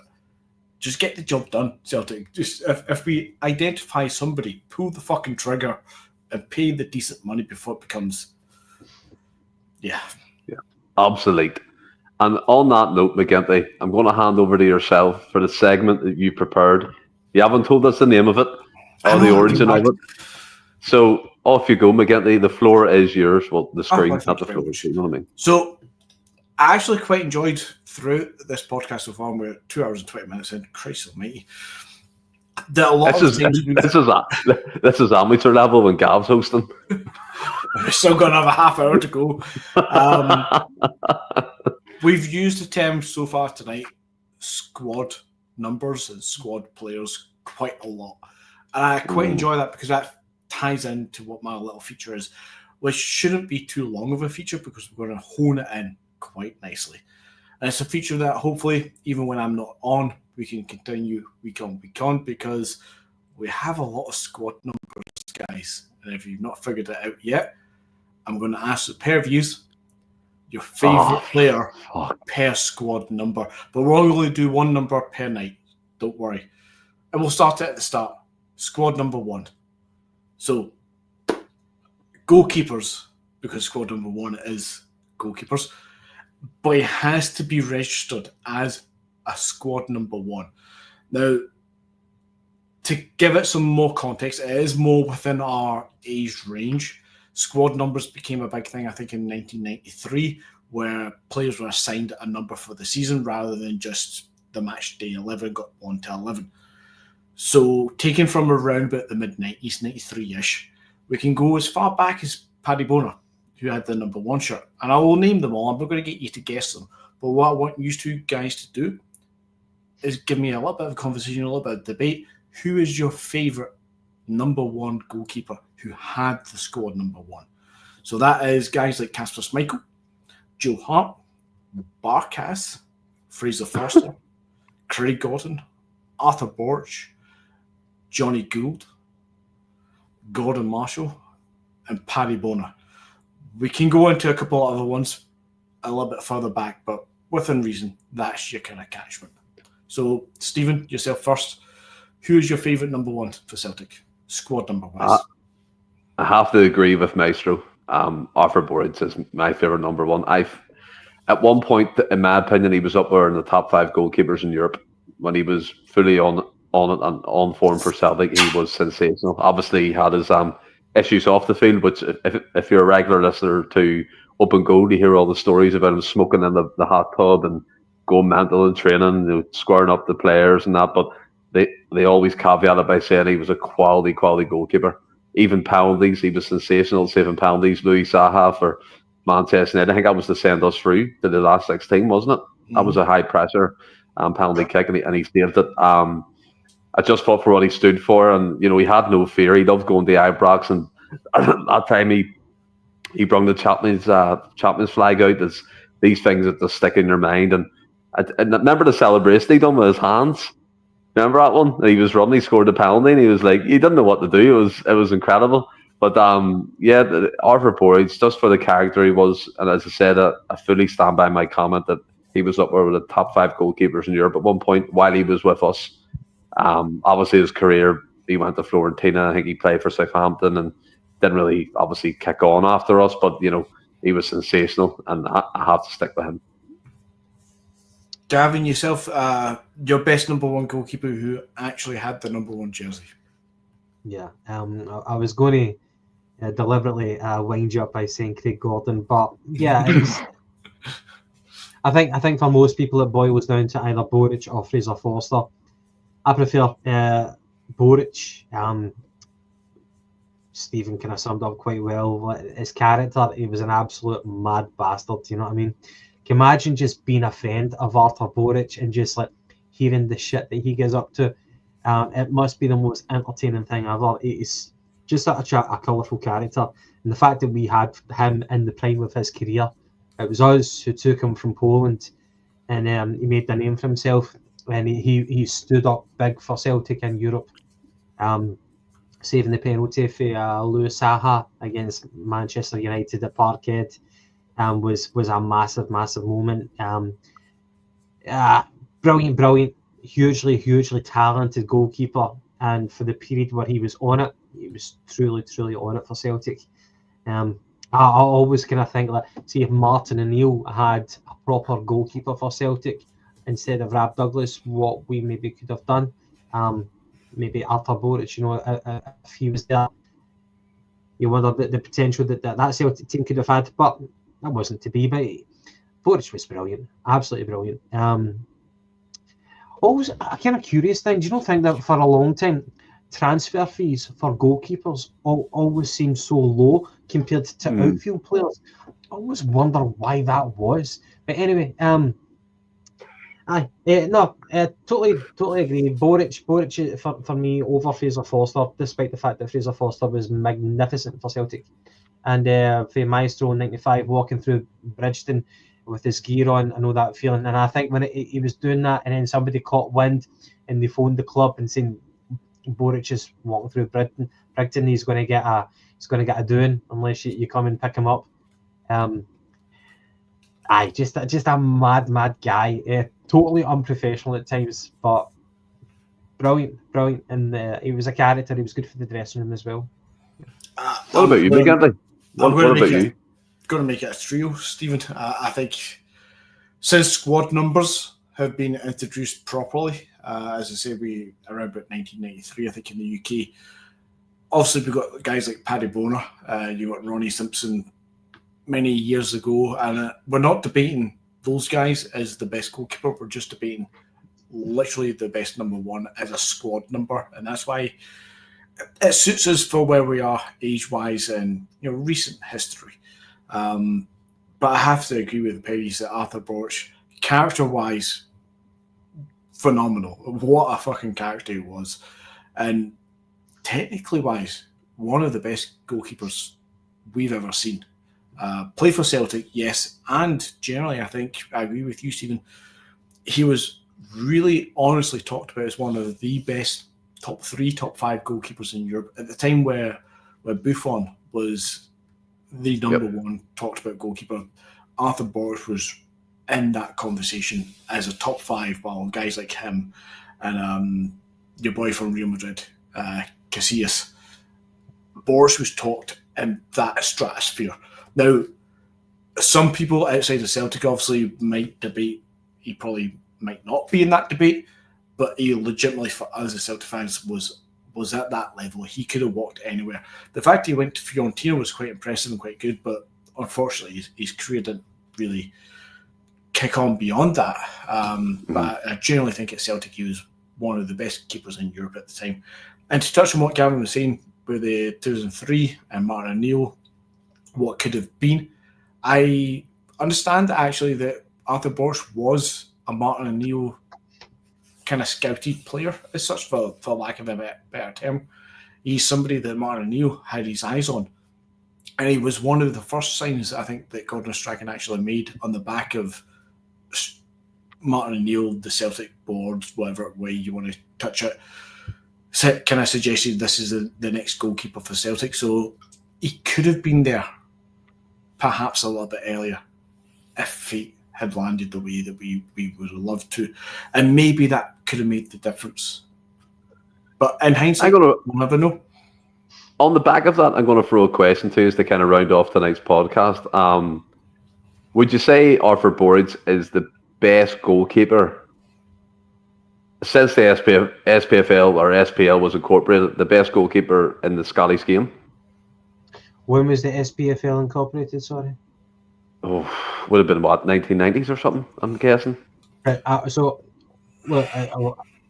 are we comparing him? Right, scrap that question, right?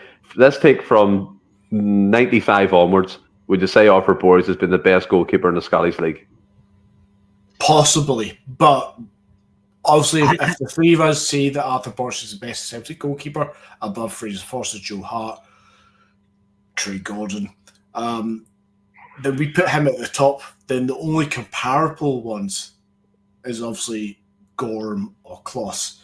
I guaranteed. I think between Boruc and Kloss is probably quite a good debate. But as a Celtic fan, I'm going to pick Boruc. It's a good question. I think for us as Celtic fans, for Celtic goalkeepers, we definitely take Boruc.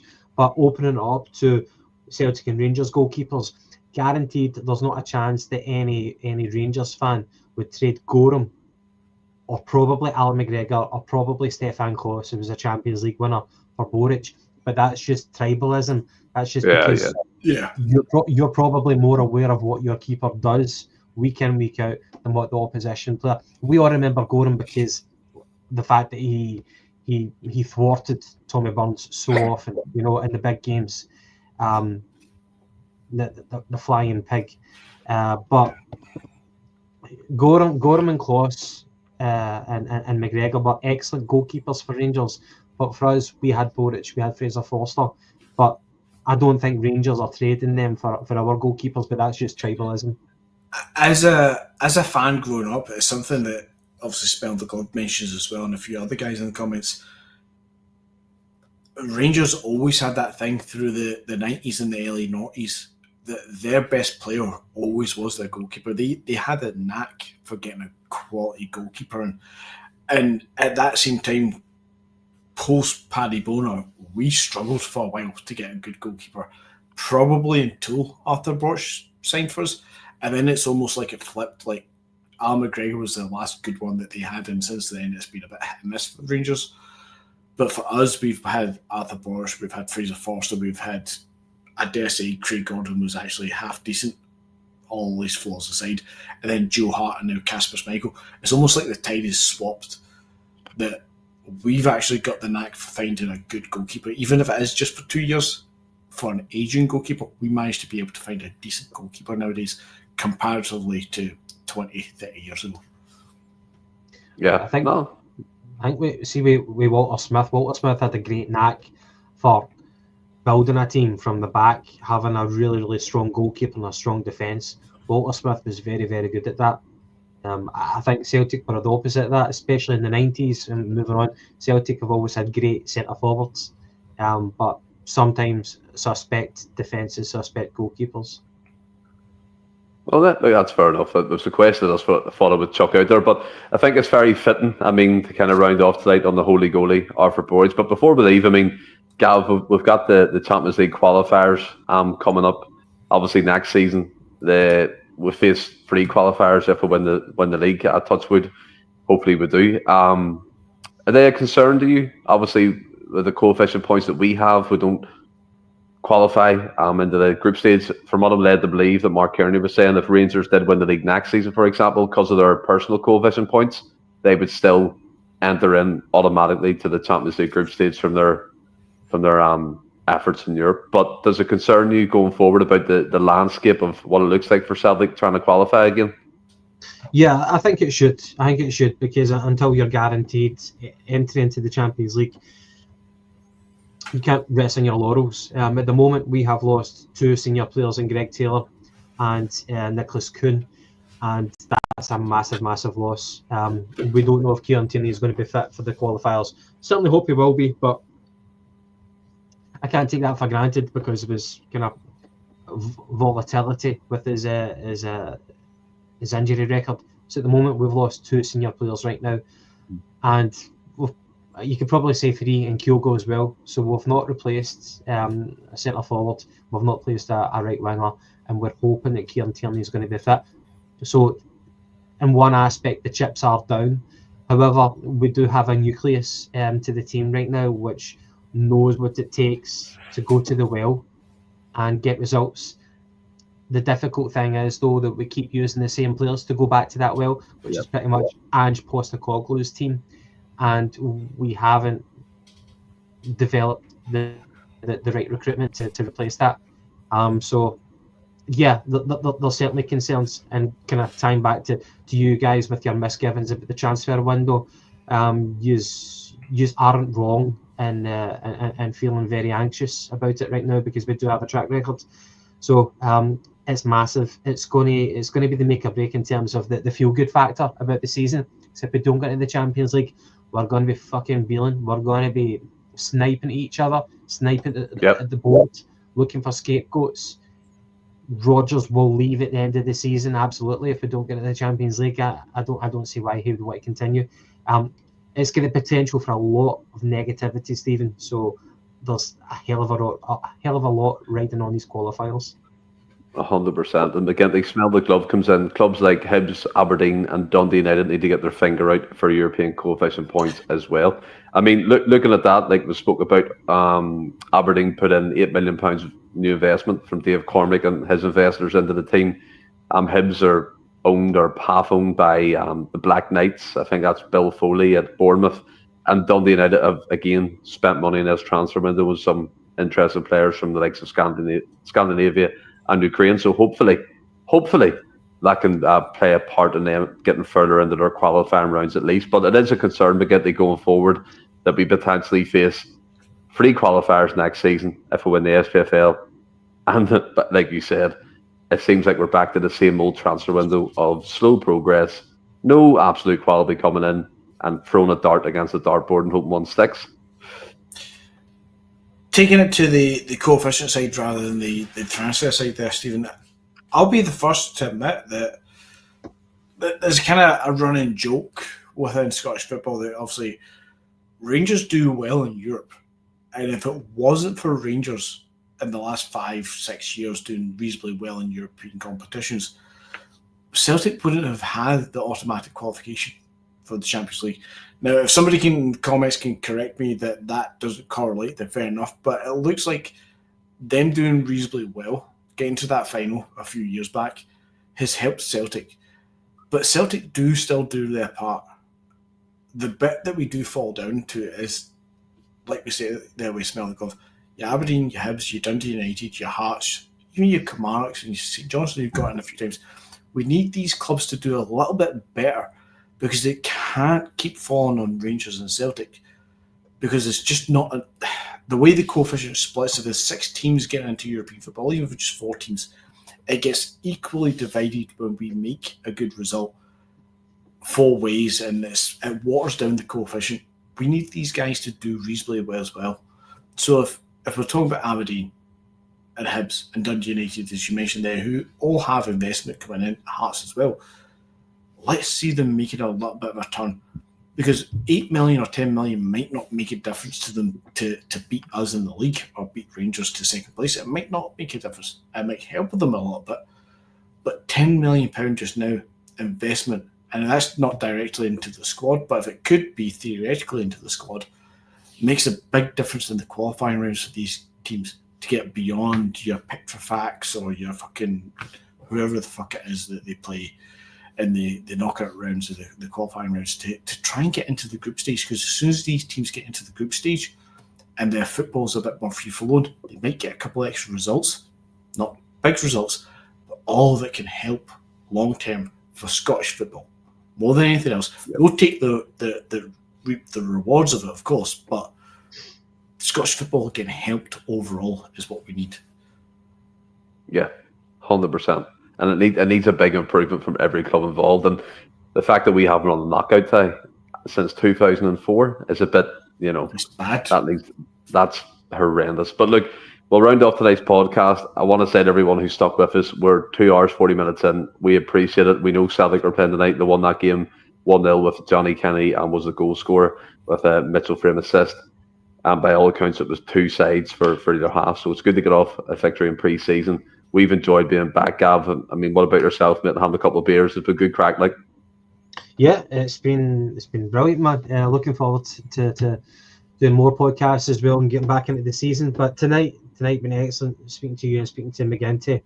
It's been good banter, and I think McGinty didn't go over 50 fucks in this fucked up podcast. Try for 46. McGinty, what about yourself, mate? Have you enjoyed it tonight?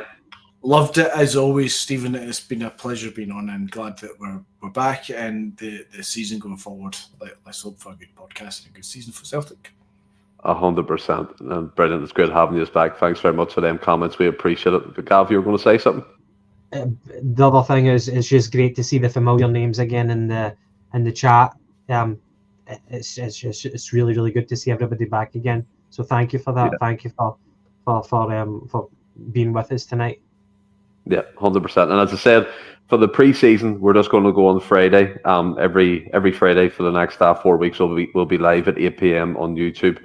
You'll be notified as well, obviously, on Twitter and Instagram and things like that.